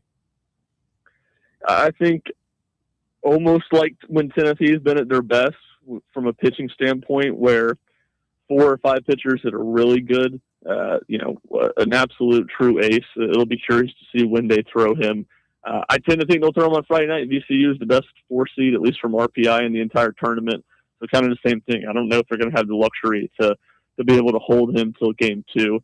But then 2 bullpen, pieces that have thrown over 60 innings, and you don't see that a lot, and guys that have been really effective doing it. So some top line pitching success. Behind them, a defense that ranks, I believe, top 10 in fielding percentage, very similar to Tennessee in that standpoint. And then an offense it's balanced. They haven't hit for just a ton of home runs, but they can hit for power. They have 2 guys that have stolen, one stolen, I think, 22 bases, another guy stolen 16, 17 bases. On base percentage, I think, ranks in the top 20 nationally. So an offense that's pretty well rounded and does a lot of things, and a pitching staff that's got a lot of front end talent without. They're incredibly deep, but it's not like the fall off that we're kind of talking about with Tennessee's pitching staff once you get past those 5 guys. Yeah, I don't want to get too far ahead of ourselves, but a matchup with North Carolina on Saturday could be very interesting. I mean, just for the very reasons you said, they're good defensively, the good pitching. If our pitching is on point, I mean, that game could end up, as soon as I say that, it could be a blowout. But I mean, it could be a really low scoring game too. Yeah, it could, and look, that's where double elimination tournament winning the first 2 games is the key to winning it. Winning the single elimination part of it, because it just sets you up in such a good spot. And it's not going to be easy, but at the same time, I think if you just look at where Tennessee's pitching staff stands, Tennessee's offense is going to come ready to play. Like the offense is going to have to win it for Tennessee this weekend. In my eyes, they're probably going to need 1 or 2 pitchers that we're not talking about with a ton of confidence to step up and at least be solid. Maybe not superstars, but go out there and throw 4 or 5 innings over the weekend and give up 1 or 2 runs. But for the most part, like Tennessee is going to have to outscore some people, and its offense is going to have to do what it did the last month of the season, where it was starting to look like the offenses we're used to seeing at Tennessee. Bob, does the PJ just go straight from Chapel Hill to College Station, or do you bring it back through McGee-Tyson to sort of, gas up and get ready? Ryan knows this. But I'll say it anyway, Ryan. I've never, ever referred to us having a private jet. As far as anybody knows. Yeah, we get it. It's not your style to brag, hang on the rim, but no, we know how you guys roll. But I think that's a good segue question, though. Travel accommodations notwithstanding, Ryan. Say Tennessee, again, getting ahead of ourselves a little bit, say Tennessee does win Chapel Hill, and say that Texas A&M does not. If they lose to USC, who gets to host? It looks like, if I'm looking at RPI at least, it looks like USC is probably the better seed. That's something that I've asked around about, because, they had to seed the teams 1 through 32 this year, or they did seed the teams 1 through 32. In classic NCAA fashion, they did not release seed 17 through 32, did not give us any transparency on that. But if you just look at RPI, you look at the fact that USC is with the lower seeded team, it would imply that it's USC. I've asked around, everybody's kind of said, yeah, I think whoever hosts would be the team that was higher in that 17 to 32, but no one seems to know that for sure. So I think Tennessee would have to head out west to play USC if both those teams were to win, but I'm not. No one has told me that with 100% certainty. So, we'll cross that bridge when we get there. That could be a great road trip, though. Tennessee has to go to Los Angeles. Road trip? Just Chapel Hill to LA, just all the way across the country. The jet. What are you going to make them ride the train across there? Wow. So, General Neyland did that. Like when Tennessee went to the Rose Bowl in like 1939, they rode the train. Mm. There's a story like he would have them stop. He had the train stop near where he lived in Texas and like get out and practice. Hey, on the bright side, You need a Ryan, field to go to. Yeah. you'd be relatively close to Charlotte. You could just then go direct Charlotte to LA. Yeah, that aspect is true. And I will say that too, like, and it's again getting ahead of ourselves. I thought Tennessee got a tough draw from a super regional standpoint. I mean, the positive when you were looking at some of these projections of going to North Carolina, who was projected as either a number 4 or number 5 overall seed, was all right. Well, if you get out of it, you might get a little bit easier game or a little bit easier super regional matchup. And I don't really feel that way. I would, rather Tennessee. I think Nebraska was the 11 and Oregon was 13. Maybe it's vice versa there. I'd rather play either of those teams than Texas A&M if I was Tennessee. So a tough draw both the first weekend and also the second weekend when you talk about a potential super matchup. What if all hell breaks loose and Texas State or Lamar wins the College Station Regional? Could Lindsey Nelson perhaps host the Super in that scenario? Yes, they would host a Super Let's in go. that scenario. That's where we go back to 2023. I don't know if y'all remember the lore of Penn, but Penn was in that Auburn Regional, beat Auburn in the first game, and I was very rambunctiously cheering for Penn to pull off the upset and beat Southern Miss. So it would have locked in the regional in Knoxville, but alas, we did not get that. Just let's rewind one more time. Go back to 2024. If Wake Forest had not lost to Evansville in that regional, do you recall? Would we have still hosted over Wake if they had come? Yeah, Tennessee was the number 1 overall seed that year. That's So right. they were for sure at home until they had to go to Omaha. Chase Burns was about to come back. Yes, that was right. What a scene that would have been, man. Yeah. Hey, Ryan, last thing for me, like have you looked at some of the other regionals? I know Auburn hosting Georgia, obviously Texas A&M, Mississippi State, Florida, Alabama, Texas, all these teams hosting. Like, who do you have any early favorites as far as teams to get out of there and perhaps all the way to Omaha? This Georgia, Yeah. I just feel like Georgia stole our mojo. Like they play so much like a Tony Vitello team. Throw it hard, hit it hard, tell you all about it. Yeah, Georgia, I mean, I think they're not as good, but they do remind me a lot of the 2024 Tennessee team with just a pretty incredible offense and a pitching staff that, you kind of look at it on paper and you're like, yeah, this isn't really that great, but It's good enough. Good enough to win games. Yeah, good enough. They figure it out enough. And a team that you're like, yeah, they have some flaws, but there they go, winning the SEC regular season, winning the SEC tournament. So I feel like they're the best team in the SEC. Probably generic thing to say, given that they won the regular season and tournament. Auburn, I think, got a good draw. I think Auburn set up well, at least to get out of that first weekend. I mean, we just talked about it. I think USC is like 9 in RPI. Texas State's a good team that I know has beaten Texas A&M in some midweek games over the last couple of years. So I do think that's related to Tennessee, a tough draw for the Aggies. So we'll see. Alabama, like I've been, probably some bias from they didn't look very good in Knoxville, but the times I have watched them this year, I've been thoroughly unimpressed by them. So they're one in that super regional or top 8 national seed that I could see going down here early. But those are kind of some frontline thoughts on the SEC teams. Yeah, Bama was one of those. I didn't even realize they had that good a season. Yeah. The number 7 overall seed. Yeah, their RPI, they played a hard non-conference schedule. They played a lot of those Sun Belt teams that made the tournament, and I think that really helped their RPI a lot.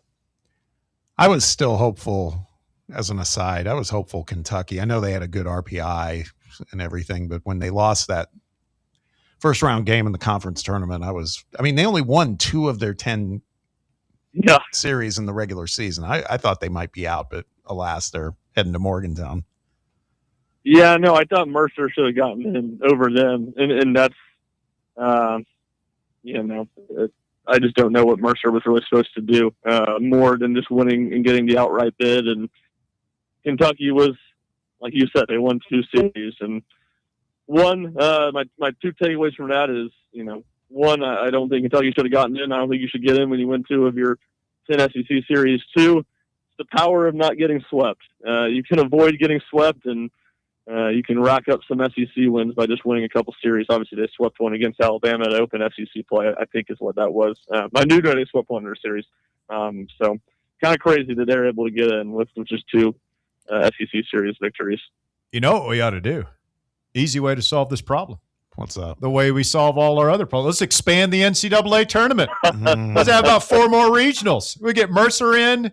We could host. We'll let that Vanderbilt team in. They couldn't play dead in a Western. We'll get them in here. LSU, all of them, man. Let's just have 100 teams in the. Oh man, Ryan, don't get me started on these clowns down in Destin. It's it's unfair to all these northern teams that they got to play the first month of the season in the cold weather, and you don't even get a feel for who they are until April. Like they're just running out of time. Hey. They're not bad. They just ran out of time. They would have got it going in the postseason. It's about access, right? That's what these college football games. We need more opportunity and access. I won't rest until Minnesota has an opportunity to play in the College World Series. It's what we need. It's what the people want. Well, it's one like Mike Wilson. He's a Michigan State alum, and I can't remember the exact details. They've had the same coach there for like 25 years, and he's never made the NCAA tournament, and has like a losing record in Big Ten play, which says about all you need to know about Big Ten baseball and how much his program care. That Eric Bakich guy at Clemson could not wait to get it, and he took Michigan to Omaha one year, didn't he? They made it multiple years. I don't know if that would have been before or after he left. They lost to Vanderbilt in 2019 in the World Series finals and went 3 games. And he couldn't wait to get south of the Mason-Dixon line. The first opportunity he got, he's like, yeah, man, I want to be somewhere where we're not practicing in the snow in February. Oh, man. All right, Shump, good stuff, my man. He's Ryan Shumpert, RockyTopInsider.com, where you can read all the latest on Tennessee baseballs. The Vols head to hopefully heading to College Station, but we'll stop in Chapel Hill first this weekend. Ryan, we appreciate it, my man. Good stuff. Yeah, I appreciate you guys having me on. I'll talk to you next week. Thank you, Ron. We'll just go ahead and pencil him in for a conversation about College Station next week. How about that? Yeah. Don't go tempting. Let's just take care of this weekend, okay? Just win Friday. Not about College Station. We'll talk to him next Tuesday like we always do. We'll just win Friday. How about that? Quick timeout. The Drive, Fan Run Radio, Tuesday afternoon edition of the show, talking Tennessee baseball. If you want to jump in, 865-966-3435 is our number, 966-3435. More Fan Run Radio coming up. The Drive. Start your morning off.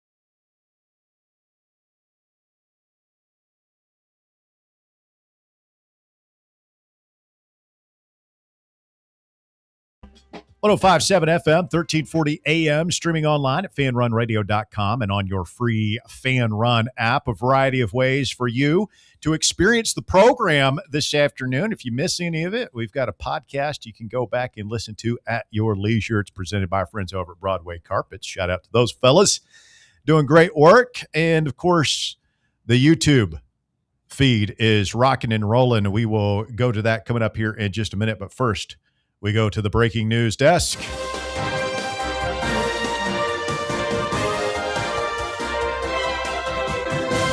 Sad news from the world of baseball. A tough year for the Braves. Just a tough couple of weeks, man. First Ted Turner, then Bobby Cox, and now today they announced that the great Bob Horner has passed away at the age of 68, I think. I thought he was older than that. Go back and find that. We just talked about him last week as one of the He comes up anytime you have a all-time Braves conversation. well, yeah, that and just he's part of our childhood here in the Southeast for people of a certain age, my age. When we first got cable, it was WTBS out of Atlanta, and Bob Horner was all over it in the 80s. Well, he was just also the classic, like, stereotypical ball player. Oh, yeah. Didn't look like much of an athlete. But he could play. Could hit dingers, huh? Yeah, I was just communicating with a friend of mine who loves baseball, and he was like, the way to associate him was he goes, I forget what team he was with. I go, the Braves, and I go back when they sucked.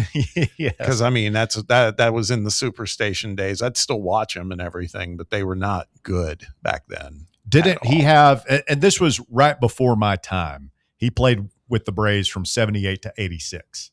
Yeah. So I don't remember watching him play, but I think he had a 4 home run game. He did. He was like a bopper, man, like a big softball player is what he looked like, because he was kind of portly and Kind of had the white fro, the white guy fro. Yeah. Super curly. I think he played at Arizona State in college. It's a Sun Devil, huh? Yeah. Shout out Walker. Yeah. Played in Japan after the Braves. Yeah, I vaguely remember that. Who was the inspiration for Mr. Baseball?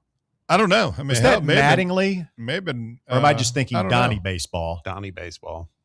Mattingly never went to Japan, did he? I don't No. think he did. No. By the way, he's doing a pretty good job with the Phillies as the interim manager. They're winning games now. Of course they are. Yeah, I saw some crazy stat about like interim managers to have a 10-game winning streak, and they were all. I think this is correct. I'll see if I can confirm, but they were all.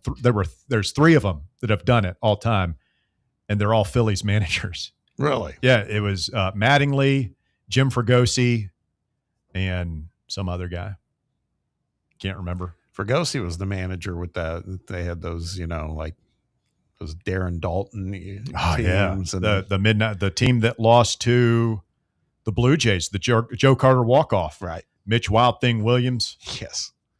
Wild Thing. Mr. Baseball was a composite of like 3 or 4 American baseball Did they players. say that who? came over there. Not for him, for the character of Jack Elliott, that was Gary Rasick. He played 3 seasons for the Chunichi Dragons. Chunichi. Wasn't the plot of Mr. Baseball, didn't he go over there and Leon Lee. Yeah, he went over there at the end of his career. yeah, but he fell in love with like the manager's daughter or something, right? Yeah. He didn't really like it. Then he started, I don't know. He had trouble assimilating to Japanese culture, but then he met the daughter. Looking back on it, he kind of comes off like a Ugly American. whining. It's like, dude, you're a professional they love baseball in Japan. You're set up. If you've never seen I'd the gladly. early 90s classic Mr. Baseball That's with Tom incredible. Selleck, do yourself a favor. It's Underrated baseball movie. outstanding. The early 90s were a great time for baseball movies. What's your favorite baseball movie? My favorite baseball movie? Oh, man. 90s. Probably Major League. It was in the 80s, but late 80s. I've always had a soft spot for the love of the game. Billy Chappell. Is that Kevin Costner Hell yeah. where he's pitching like the no-hitter or something? in his last game. And he keeps having that was all right. There's no Kelly Preston. all the kid Little Big League, and what's the one Harry Rowengartner where he throws the Rookie of the Year. Rookie of the Year. Pitcher's got a big butt. You ever see Rookie of the Year, Bob? No, I didn't. Oh, you got to go watch these, man. I mean, the Sandlot, Classics. of course, is just Classics. out there on its own. Classics. Let's get Roberto in here. Roberto, you're on the drive. It's Fan Run Radio. The Natural. Ah. That one got a little spooky Robert at Redford times. killed that role. Now that's based on a real story. Yeah.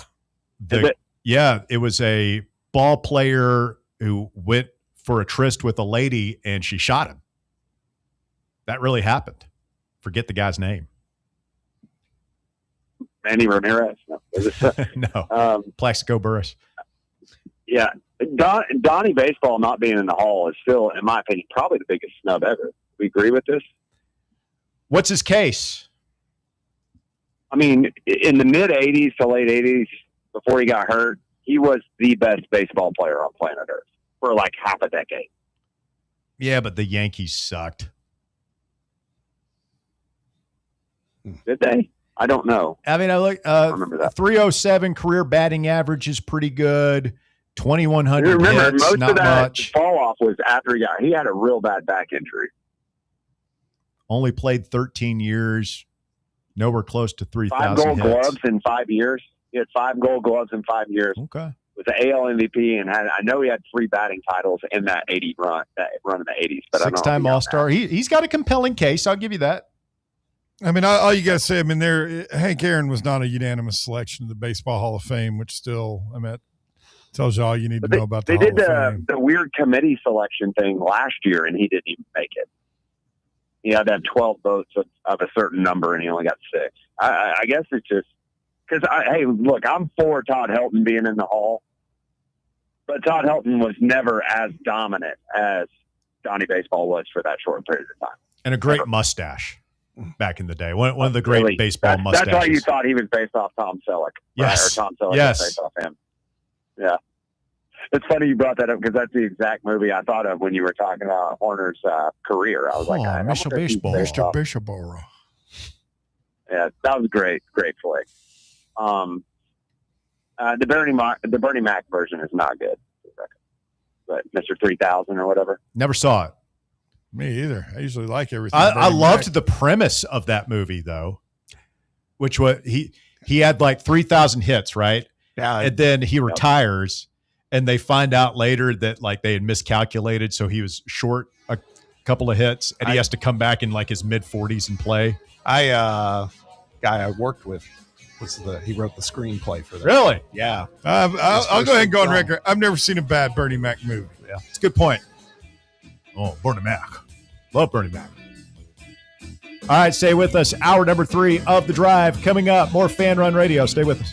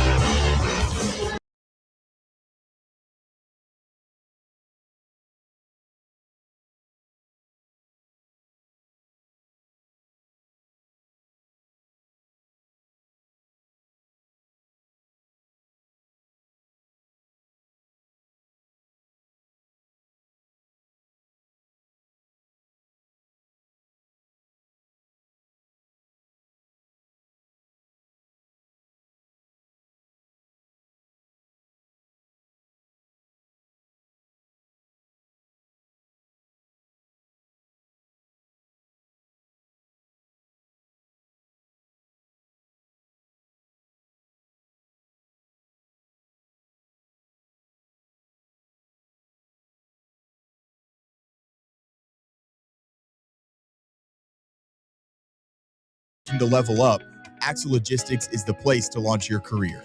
Join us and take your ambition to the stars. To learn more, visit axellogistics.com. Are you ready for the start of a new season?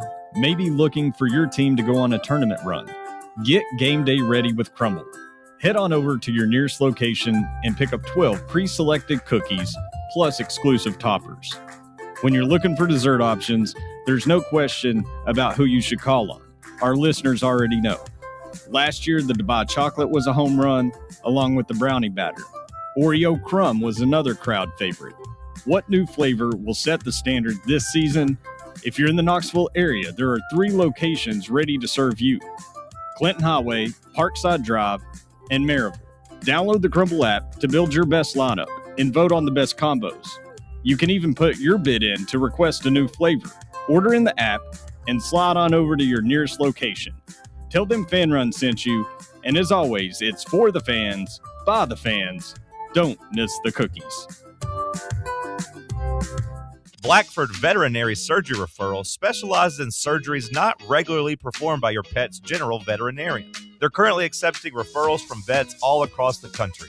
With their newly renovated state-of-the-art surgery center and highly trained staff, clients can rely on professional and thorough care. If your vet says that your pet needs surgery or rehab, ask for a referral to Blackford Vet and let them get your best friend back on its feet. Located conveniently in West Knoxville. For more information, visit blackfordvetsurgery.com. The more you listen to your kids, the closer you'll be. So we asked kids, what do you want your parents to hear? I feel sometimes that I'm not listened to. I would just want you to listen to me more often and evaluate situations with me and lead me towards success.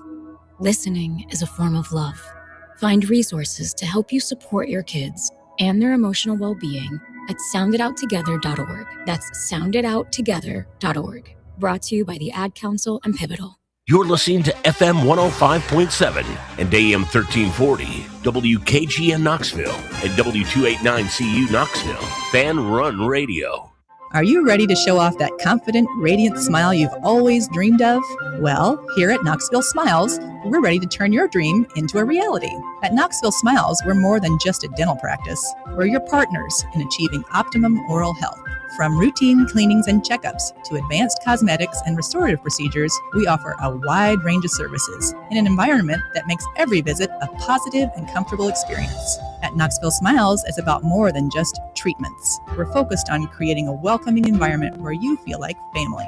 Our state-of-the-art facilities are designed with your comfort in mind, and our friendly staff is always ready to address your questions and concerns. Don't wait any longer to achieve a beautiful smile you deserve.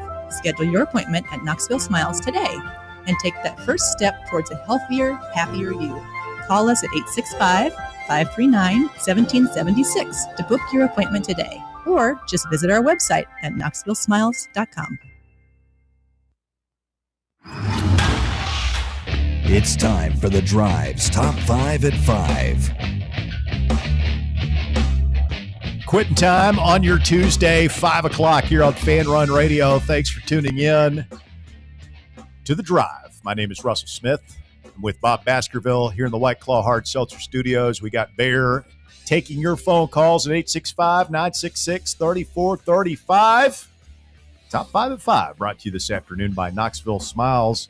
Number 1, the NCAA has officially denied Texas Tech quarterback Brendan Sorsby's request for reinstatement for eligibility for the 2026 season.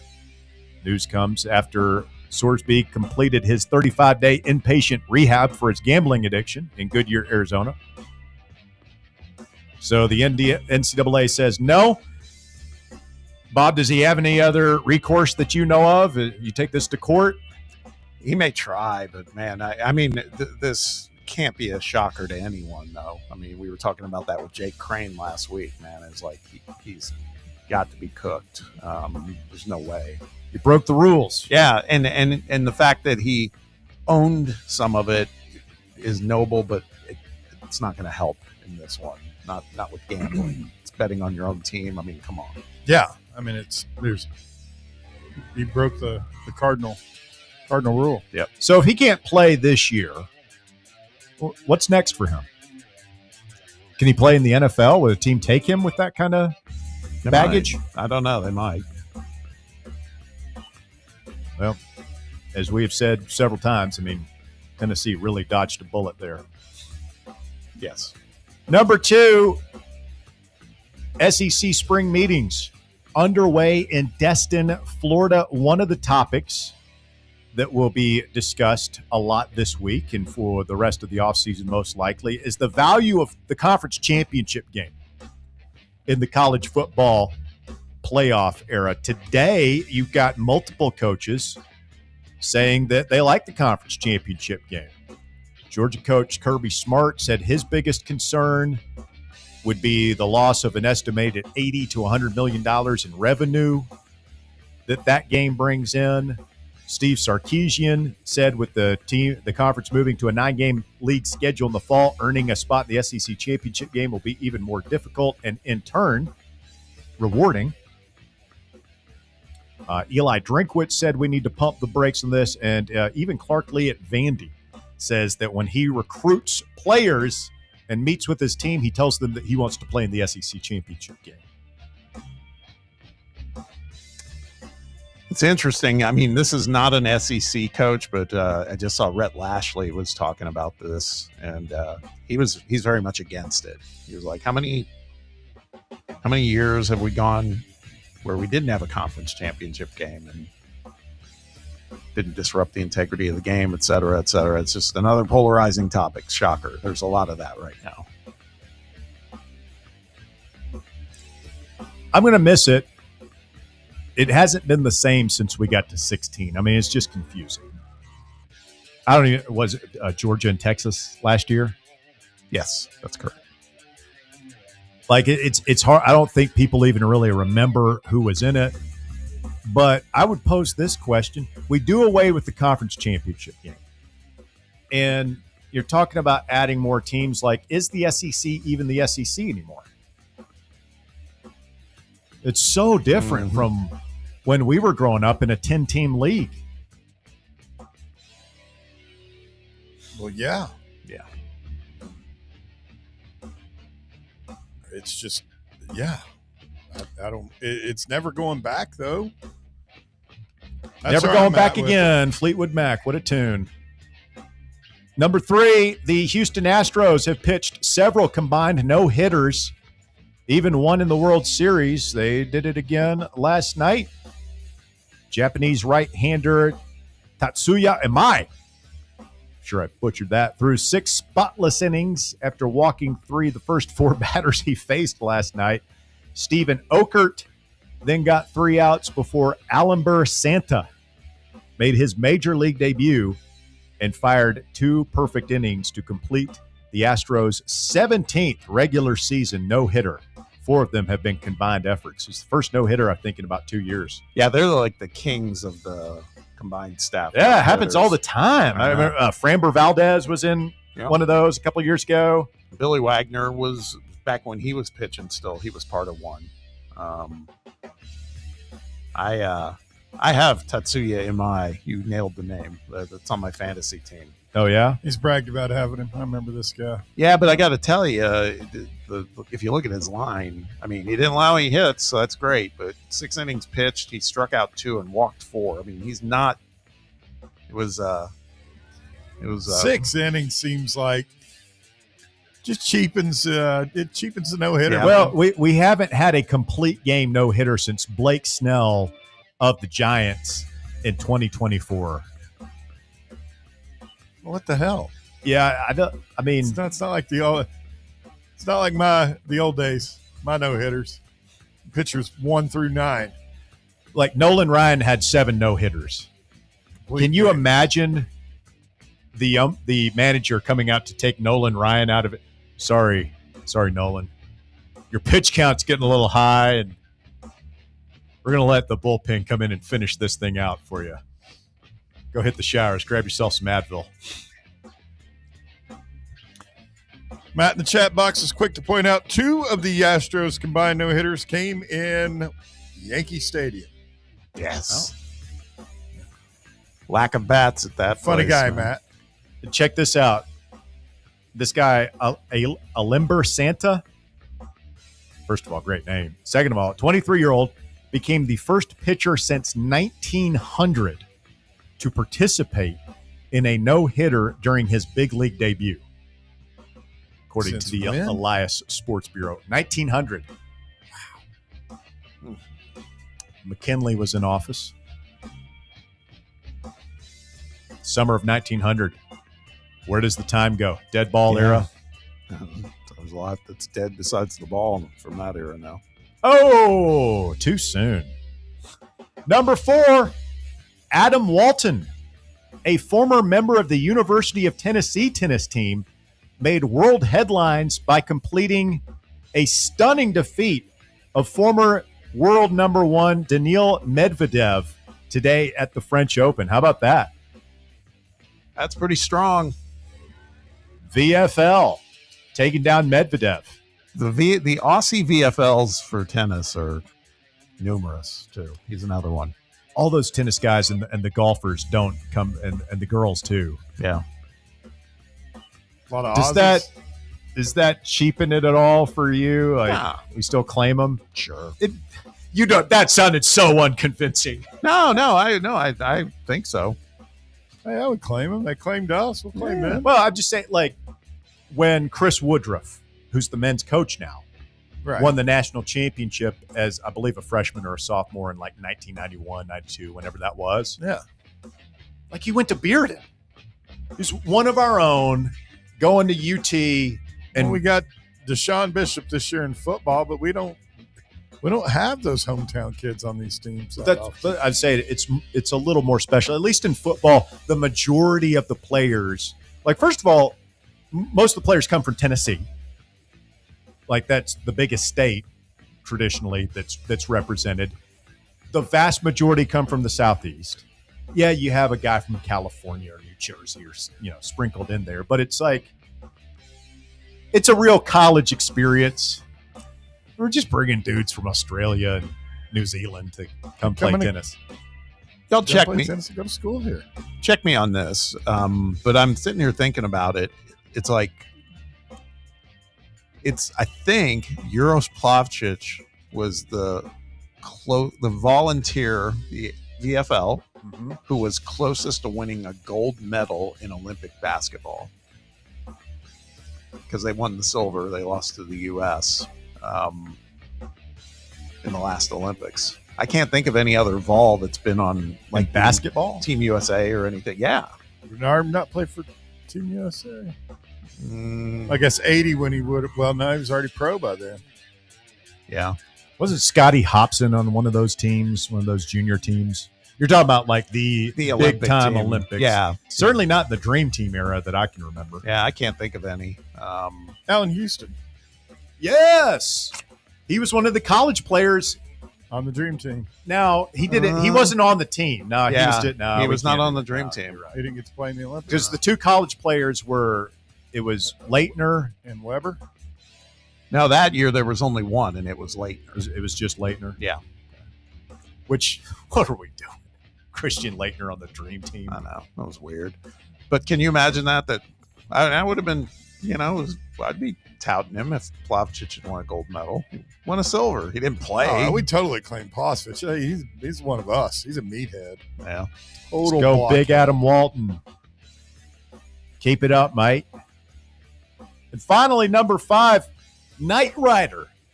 Back on the top 5 at 5. We had this discussion about Knight Rider. Was it last week or the week before? Yeah. Well, the car Kit was summoned for speeding on the Ocean Parkway in Brooklyn, which is interesting because the car it's been on display inside an Illinois Automotive Museum for the past 3 years. You get boosted? A city traffic camera caught the car with a California Knight license plate going 36 miles per hour in a 25 zone, April 22nd at 1:02 p.m. The summons, complete with a picture from the traffic camera, was sent to the Volo Museum in Volo, Illinois, where a black 1982 Pontiac Firebird Trans Am replica of the TV show car is on display. Well, there's more than one of them, right? I guess so. Yeah. Like they're usually in. I remember seeing something at Dukes had like 10 or 12 of those General Lee cars. It is a badass car, man. That Badass red is light. General Lee. You'd rather have the General Lee than Knight Rider than Hell Kit? yeah.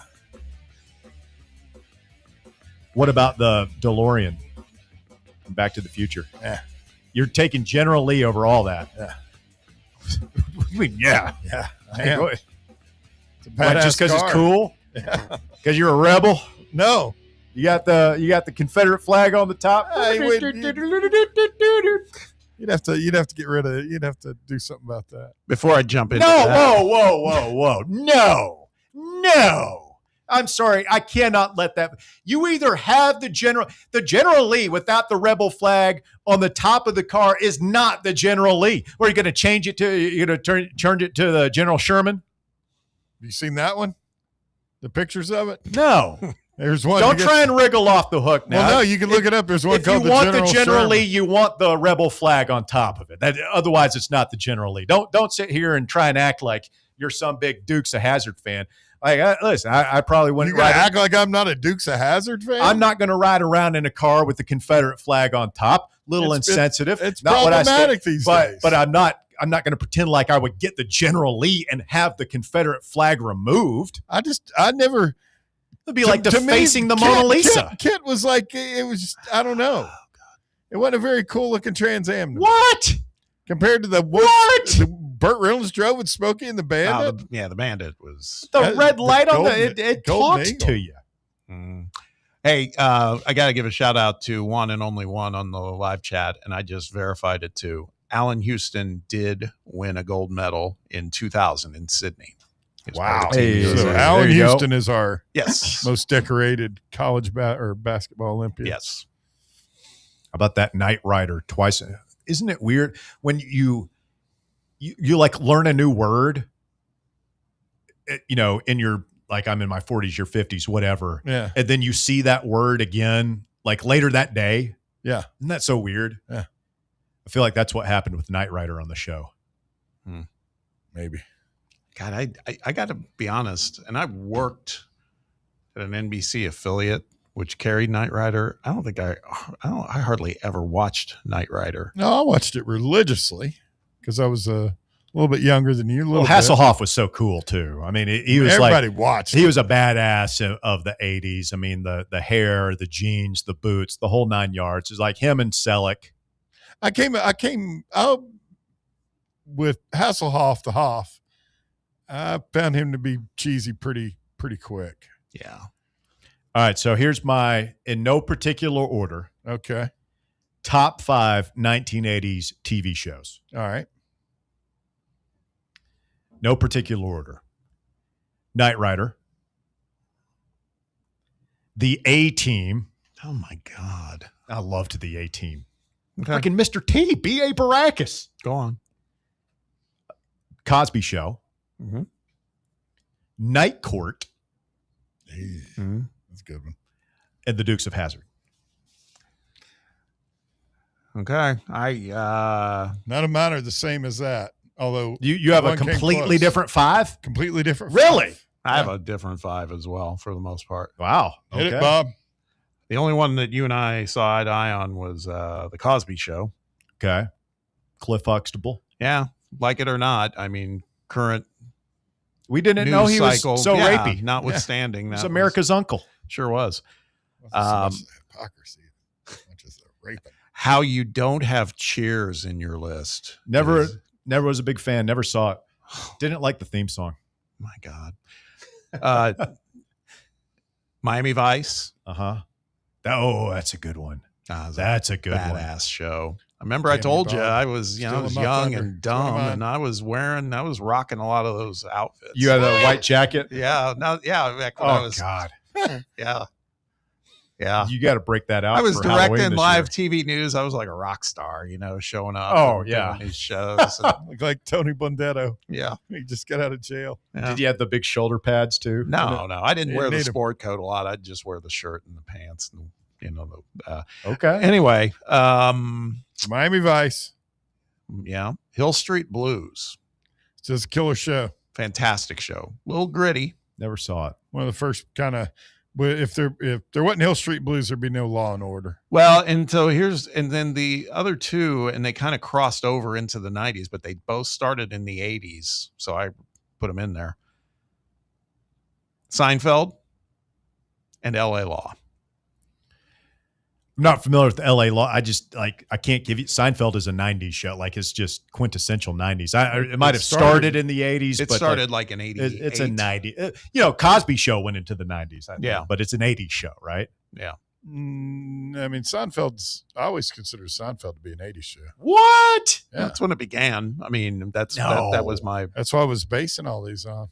Like Seinfeld is the quintessential 90s show. Like if you asked, Well, it hit its peak in the 90s, I'd say, in popularity, but it was in it again. I think it was around for 7 or 8 years, and it started like in 87 or 88. I think if you asked most people, like, what decade do you associate Seinfeld with? I feel like 90% of people would say the 90s. All right, Bear, what's your 5? All right. In no particular order, I had Miami Vice, The Muppet Show. The Muppet Show? Yeah, it was great when I was a kid. WKRP in Cincinnati.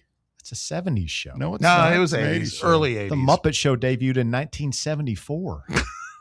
The Muppet Show did not debut in I'm 74. looking at it right now. 1974. What the hell, Fraggle Rock then? What Kildare? WKRP in Cincinnati. Quantum Leap. Quantum Leap is a very 80s show. Yeah. And last but not least, The Young Ones. I don't know what that was. So KRP debuted in 78, went 4 seasons. I think of it as a very 70s show. Seinfeld debuted in 89, went, I want to say 7 or 8 seasons. Mm-hmm. I think of it as a very 90s show. What was your last one? The Young Ones? Yeah.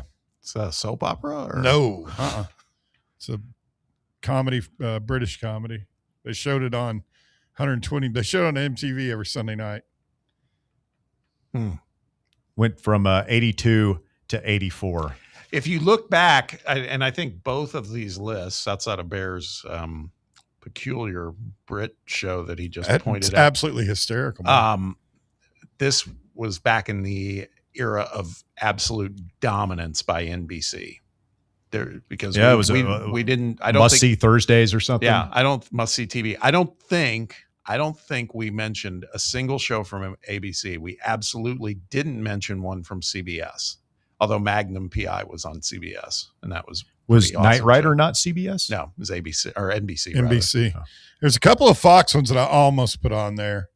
21 Jump Street and Married with Children. The only Married with Children is so 90s. The only other show that I almost I never saw it, but what an iconic theme song. Which one? Dallas. Oh yeah.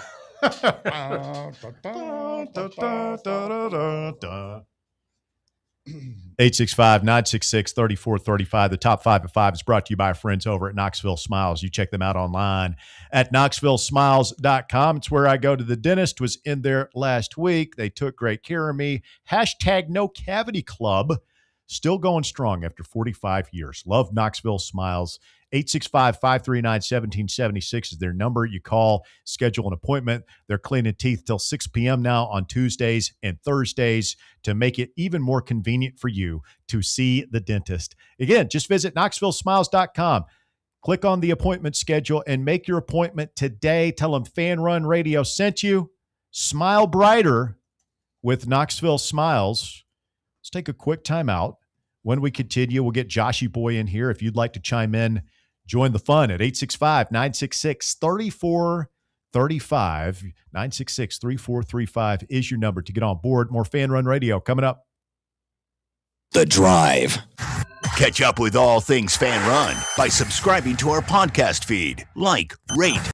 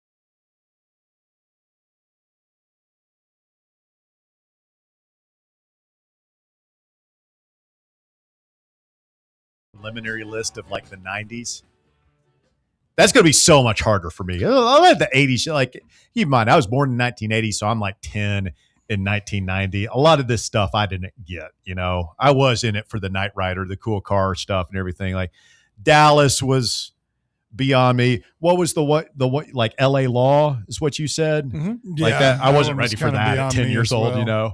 Although I do think it's that went into the 90s, though. I mean, that was another one that started in the late 80s, like 87, I think. Or 88. Yeah, we're going to have some clarification on that because Married with Children started in 87. Really? I just checked. It's on the list of greatest TV shows of the 80s. I quit rattling off names, but there's a lot of them from listeners here. But Wonder Years. TNEC Volfan 2001 said St. Elsewhere was the best show of the 80s era. St. Elsewhere was fantastic. Man. It's pretty good. It's where Denzel Washington arrived. Really? Yes. Saved by the Bell. I'm not sure I agree with that. Saved by the Bell was a good one. For my generation, Saved by the Bell, like if you are between the age of like 35 and 50 or maybe 40 and 50 and you haven't seen every episode, and I'm talking about every episode of Saved by the Bell, then like you are one of those homeschool weirdo kids. No offense. No offense. When the syndication was everywhere. Yeah. Wonder Years is a good one. Wonder Years is another one. Big Dog West Tennessee, I don't know if he was serious or not. He mentioned the Golden Girls. Vols Tim 85. Vols Tim said, who's the boss in Perfect Strangers? I love Perfect Strangers. Couple ABC shows right there. Cousin Balky Bartakamus. Commissioner Bachwinkle, BJ and the Bear. He talked about Dukes of Hazzard. BJ and the Bear, I think it was the 70s. Yeah. He also talked about Alf. Alf was an incredible show. It was all right. So that's the thing. Like you're very. Go on. No. Oh, what, Mr. The Young Ones? Yeah, it was my top 5 80s shows. It was hilarious. The golden era of broadcast network television in the United States, and you pull out a British show. You're probably a big Benny Hill fan too, aren't you, Bear? Like that. Like Benny Hill quite a bit. What was on TASS daytime programming back in those days? I don't know what that is. How we tell you? How does me liking a British comedy show? It was hugely popular. Favorite comedian was Yakov Smirnoff. Okay. Gorky Park. Do your thing. His favorite movie. Coastal Vol also threw out Matlock, which I was not a fan of, but he then said, don't hate on Matlock because I spent summers at my grandparents watching reruns in the 90s, which that makes sense. Andy Griffith doing it. I didn't even realize that was the same guy until much later in life. Do you remember the show Solid Gold? Yes. Syndicated show. Saturday night. Yeah, well, I got to sit in the 7 control room for a recording of Solid Gold when I was out in California. Did you ever get to meet any of the Solid Gold dancers? No, I got to watch the director though, Lou Hor. I shouldn't mention the names because there was a lot of Me Too-ing going on, booze and cocaine in the control room. Okay, going on. Let me part of the 80s. Let me ask you this real quickly. We'll get Joshy Boy in here. Were you ever around any game shows? TV game shows? No, I was not. That's sad. No. It's too bad. I have a friend right now who's directing Let's Make a Deal. Monty Hall? No, well, Monty's dead. It's the That's new a one shame. with Wayne Brady hosting it. Wayne Brady? That's what he's doing now? Yeah, he has been for a little while. Those guys, you know what? Him and Drew Carey, they went and did that. I would love to be a game good, show man. host. There's very little that I would just walk away from sports radio for, but you give me a good game show hosting gig, like not even a good one, just any game show. Is there's competition? I get to stand there in a suit with like one of those long Bob Barker microphones. I just kind of smile and let's see what behind door number 3. Yeah. I could do it, man. I could do Those it. guys, the money must be really, really pristine. Isn't Pat Sajak still doing? No, he retired. Wheel? He retired. He did that for like 40 Ryan years. Seacrest is. Yeah, Ryan Seacrest is now. Hey, is that still what's her name on there? Vanna's still on. She wanted the hosting job and didn't get it. How old She is has she? had more work done than I-40. She's there you go. She's got to be in her at least in her 60s. Oh yeah, 100%. I mean, she's 70s. She's in her high 60s, low 70s, I would say. She doesn't look like Vanna White I grew up with. Oh, Vanna White, 69. Coastal Vol also mentioned MacGyver. We didn't mention MacGyver. I never really got into it.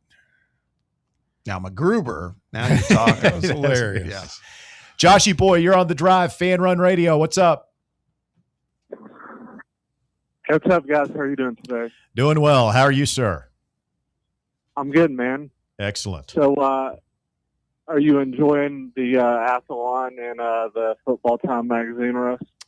I haven't got Athlon yet.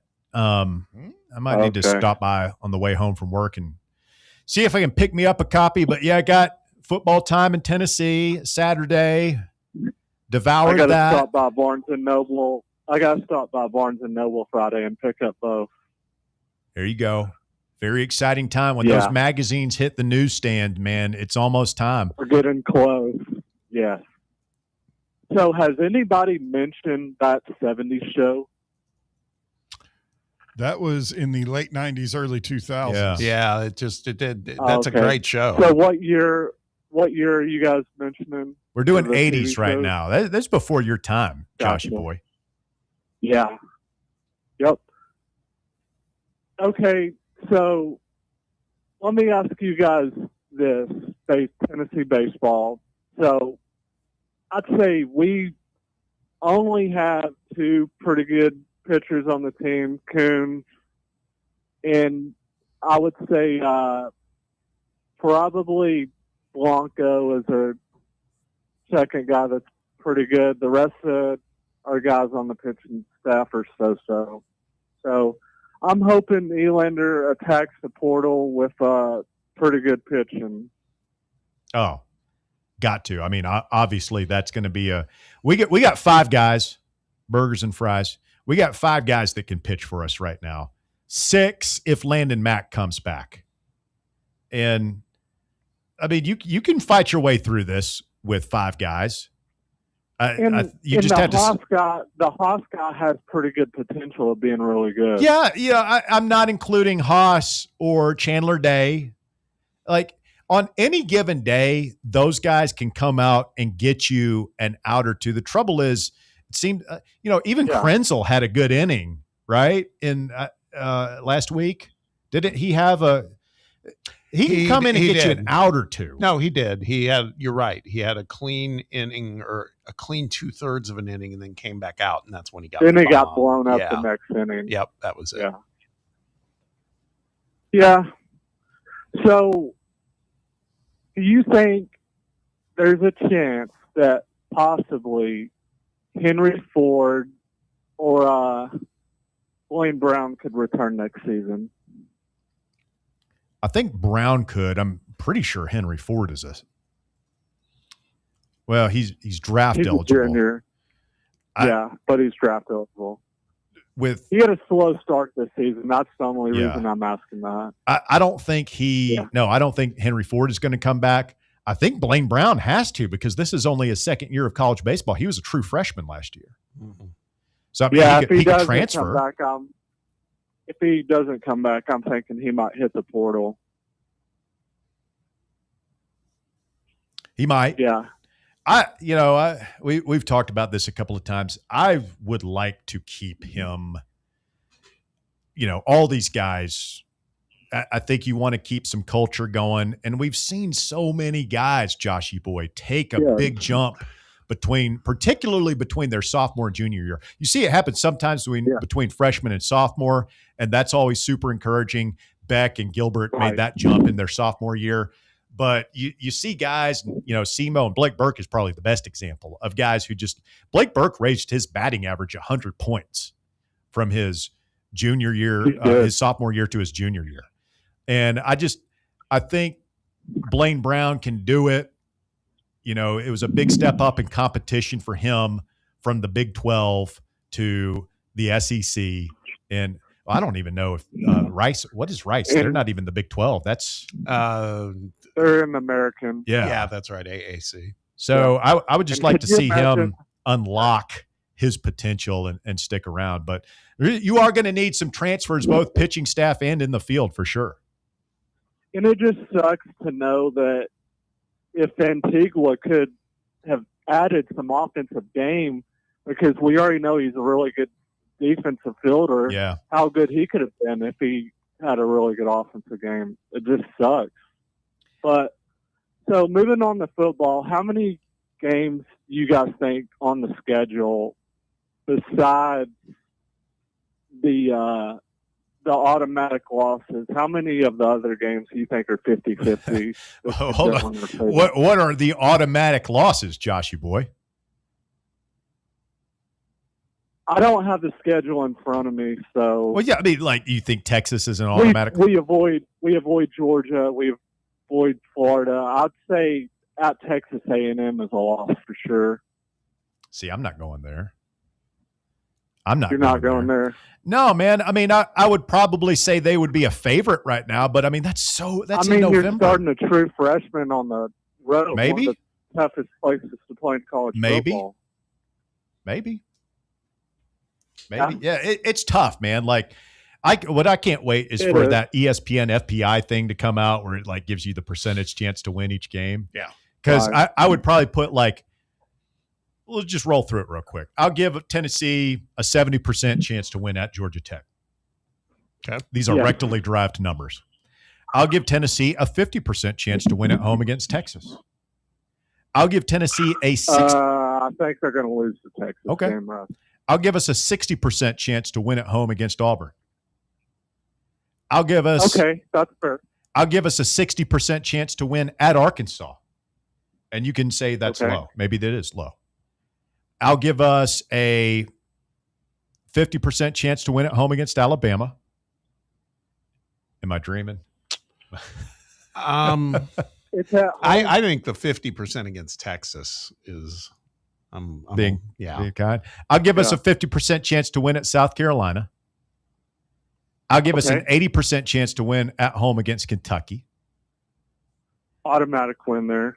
I will give us a 35-40% chance to win at A&M. Okay. And I'll go 50-50 against LSU. So a lot of toss-ups. 50. A lot of toss-ups, yes. 50% on LSU. Okay. Okay, I want to touch on one thing for Tennessee basketball. Do you guys think there was any chance, Bob, especially you, that we could have got the Bamboye kid? Was he ever interested in Tennessee? I think he was. He visited, and I do think he was interested. I don't know if. And we've got money to spend, but I'm going to say when we got down towards that final big that we were trying to get, we might not have had the money we thought that everybody thinks we had. That's all. I think TCU had a better offer. That's really what it came down to. Better financial offer. Because you guys know, I really wish we could have got a 7-footer.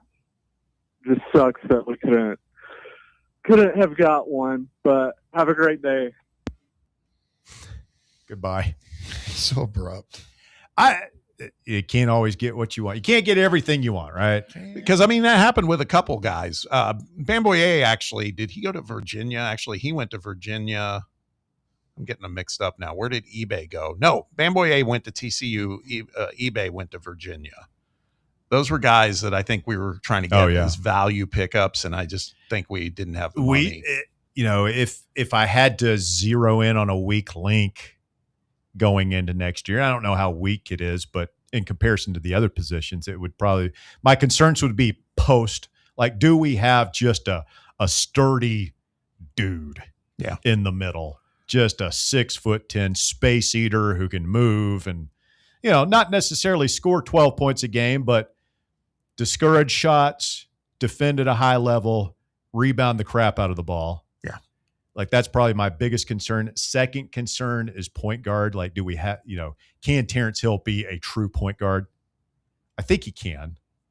But I think he can too. And other than that, I don't know that after that, my concern, and those aren't big concerns. I'm not quaking in my boots about either one of those things. I think we have enough. But after that, the concerns are very nitpicky. Yeah.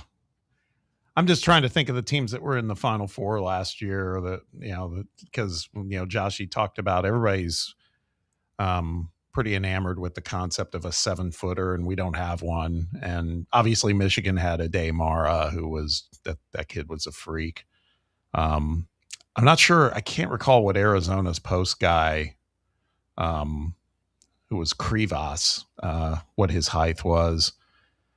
UConn had Terrace Reed, who I think like 6'11". I mean, we're in that. Yeah. I mean, 6'10" versus 7 a lot foot is not. It's Ruben and Dwayne Brown, I think, are going to be our two, quote unquote trees. Yeah. No offense to the guy from Kennesaw or I agree. Anybody else in there, but I think those are the guys we're going to lean on to provide that sturdy post presence. Right. Brown is young. Ruben is, untested at this level, I would say. I told you, though, when I talked with Barnes kind of offline, he's very high on Braden Liu. Very high on him. That's the guy from Kennesaw, right? Yeah. Oh, okay. Yeah. No, I don't know anything about Furman. That's the one that I think is still kind of a throw in, but Lou's only, they list him at 6'10", that he might be more like 6'9". So we're going to be shorter than we were last year for sure. There's no doubt about it. So yeah, I'm still sad about Felix not being here anymore. Oh, but dude, he's getting so many workouts in the NBA. I know. I'm just going to miss him because I agree with Barnes. I don't think most Vol fans realize. He was definitely an unsung hero. Hell yeah, he was. Shane Short on the YouTube chat with a vote for Mork and Mindy. That's a good one. That is a good one. Nanu. That was in my top 10 or 15. Certain shows just take me back to a place in time, like my earliest memories in life, like being 4 or 5 years old and just like the TV's on, like Mork and Mindy. I remember that. Yeah, for me it's Miami Vice, and that was a good one. Bear, what about Hogan's Heroes? That was way back when, but maybe you saw it later. I mean, that was on when we got Channel 17. Our neighborhood was one of the first like test neighborhoods for cable in Knoxville. Have you seen the biopic of the guy who played Bob Crane? Yeah, my guy Kinnear plays. Yes, Greg Kinnear. Yeah, Greg played him. And Defoe is in that movie. I can't remember what it's called. He's kind of kinky, wasn't he? Like if you want, if you like it dark, if you like it weird. Not me. Bob Crane, the guy who played the lead in Hogan's Heroes, was a total freak, like amateur pornographer. Yeah. Was killed in mysterious circumstances. He was always the ladies' man in Hogan's Heroes. Yeah. Too. Yeah. And he was the ladies' man off the women's. He was beaten to death with a tripod, like a camera tripod, because he and Willem Dafoe's character, like they would just. Was there something involving pantyhose in it? I don't know. They were just always picking up chicks and filming it. And he Coastal Vol threw one out, and he's dead on. We haven't talked about it, but it started in the back half of the 80s, The Simpsons. Probably my favorite TV show of all time. Yeah. Like there's so many. It's like 60 Minutes, man. It's been on for so long now. Well, I disregard itself. I disregard everything that happened like after 1998, somewhere around there. But and like other shows like the Seinfeld, and the first season or two is just kind of finding its groove. Like seasons 2/3 through like 7 or 8 of The Simpsons. It's my favorite TV of all time. Yeah. People they aren't patient like that. I mean, it's just like everything else in life. We're such an impatient society. And like, I wonder if Breaking Bad came out now, if it would even survive. People watch TV online. People watch those shows. Hour-long TV. Like the half-hour shows are the one that's kind of gone the way of the buffalo. A good hour-long show. No, I'm talking about a show that is developed, kind of like a band. Bands nowadays you either in sports, it's win now. Give me a hit now. got to be the number one TV show. You know, I mean, Seinfeld wasn't very good the first, No. There's a lot of shows like that. Yeah. Take a while to find their footing. Mm-hmm. People said that about this show. 15 years in, and maybe the last 9 maybe months we're have starting been the to best. find our footing. All right, stay with us. The Drive. Last call here. Speak now, forever hold your peace. 865-966-3435. Your phone number. You want to get in, 966-3435. Back to wrap things up right after this. The Drive. Tony Basilio, the official voice of the Common Fan.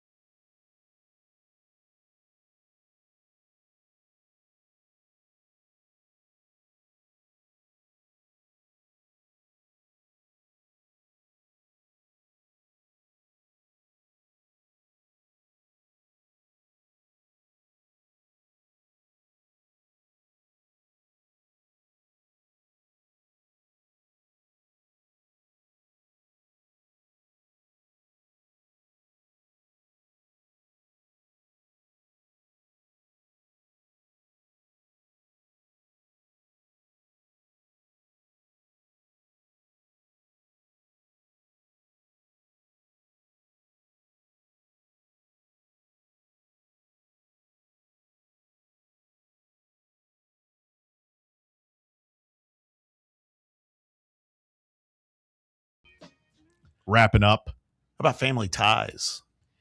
Never I thought got about into that it. one, but My wife likes that show. Got to vote for Charles in Charge. I loved Charles speaking in of Charge. kind of sexual assaulty, Yeah, I Scott Baio? been a lot of He's a little rapey? accusations. buddy. Really?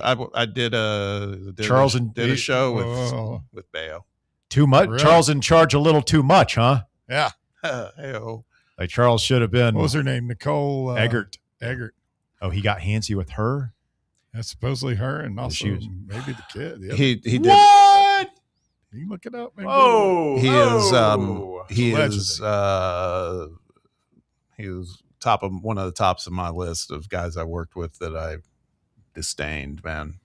Bayo. Yeah. So Bob Baskerville, not a fan of Beefing Michael with Keaton. Bayo. Baskerville. Oh, I wanted beefing with Baskerville. Big fan of Michael Keaton. He just treated me like dog crap. That's all. Oh, I forgot about that. Scott Baio. Yeah. Anybody else on that list? Dennis Miller. Dennis Miller. Oh, yeah. I could Yeah. totally see that. Total smug. And I was a big fan of Miller's stuff too. But Anybody that was surprisingly like cool. Surprisingly cool. Not that you Phil Hartman. Okay. Rest in peace. Phil Hartman was could see that. awesome. Great voice actor on The Simpsons. Awesome. So many great voices. He did. Troy McClure. I mean, I don't know. My favorite role he ever. Remember the anal retentive chef skit that he did on Saturday Night Live? I do not. No. You have to look it up. It's one of his funniest things he's ever done. His Sinatra was phenomenal. Oh, with Sinead O'Connor. Yeah. Let me tell you something, Cue Ball. Hey, there's Sinbad O'Connor. That was a comedic. People throw it around too much, but he truly was a comedic genius. A couple people talked about the show Sledgehammer, and real ones, no, it didn't make it. It was not around for very long, but it was in the mid 80s. David Rashi. It was a comedy about a detective. It was fantastic. But he just had that voice, you know, a really interesting voice. Yeah. And that was his real voice. That's the way he really talked. You talking about Hartman? Yeah. Oh, yeah. Yeah, definitely. Very distinct voice. Had a great Bill Clinton. Yep. He used to come in when I was working with Kinnear. He used to come in and do bits with Kinnear. That's how I got. What did you do with Kinnear? Talk soup. That's right. That's where he got his start. Did you know that John Henson guy? No, he can't. I'd left. That's where Kinnear got his start. Yeah, that's where Kinnear got his start. Oh, okay. But no, Henson, I had left after that. You worked on Talk Soup? Yeah, my studio. I was doing it, man. Don't act like I don't know these things. I keep telling you to Google him. You were like 14. I was like 14 or 15, okay? Yeah. I was trying to smoke a cigarette behind West High School, trying to get little Susie on the phone. You were rubbing elbows with the stars in Hollywood. I want to know your stories, man. I've got some. We got to have a Baskerville story time. That needs to be a segment this summer. Yeah, for sure. Bobby Hollywood. It is crazy when I think back. I was very fortunate. Got to do a lot of stuff. All right, now I'm doing the drive, and it's all led to this. Yes. Poll question of the day. Stars like me and Russ. Go ahead, Russ. Does Bear have anything in common with Scott Baio? Whoa. I didn't ask you. I asked him. He's the guy who knew Charles in Charge. Charles in Charge. I've never been handsy or Bear's, any way rapey. Bear's a mensch compared to Scott Baio. Who should Tennessee start Friday against East Carolina? 53% of the audience says Tegan Coons. 47% says Evan Blanco. So there was a shift. Very. Still close. I don't understand what's going on with Twitter because there's only 34 votes. Oh, wow. Like up until a month or two ago, I would put a poll on Twitter and it would like instantly within an hour have over 100 votes. Have you been shadow banned? I don't know. I don't even know what that means, but I hear people talk about it. It's obviously not getting the same amount of impressions. Well, no, they're probably trying to drive you to pay the $9 a month. Nope. Not me. Not this guy. Elon ain't getting any money unless I buy a Tesla. I won't even buy a Tesla. Electric car. I mean, gas car. Yeah, me neither. I might have to reconsider, man. The way gas prices are going. It's, no end in sight, it sounds like. He says gas prices won't be back to $3 a gallon for what? 6 years? It was some analyst on CNN who just said that. at least 5 He or was 6 like, years. he goes, it's minimum 6 years before it gets back to that now. Yeah. I don't know. I don't It know if dipped that's below. real or not, but it's I mean, pretty. it was back in the winter, like back before the, whatever the Iran thing, whatever happened there. I was paying like $2.69, $2.60. Were we stupid question? Were we getting gas from Iran? No. So why are people? Why does price go up? Strait of Hormuz is the problem. Like the gas that we get from like Kuwait comes through there? No, I mean it's just 20% of the world's energy supply. The Persian Gulf being shut down to any kind of commerce is not good for. There's no other ways to get it. We can't put it on a train or something. The Iranians like blowing it up. What's going on? Well, yeah, if you try and travel through the Strait of Hormuz right now, yeah. Why can't we decimate Iran's military? Oh my God! Because what has happened? Iran's basically one giant mountain. I just want to know. I just want to know about the gas prices. That's all I want to know. Ain't coming I got down questions. for 6 years. Why if we don't get gas from Iran, like why does price go up? That doesn't compute with it. We've got 20 seconds. I don't think we can explain. We can't get it out the other side of Saudi Arabia. You got me, man. I don't know. I just like watching sports.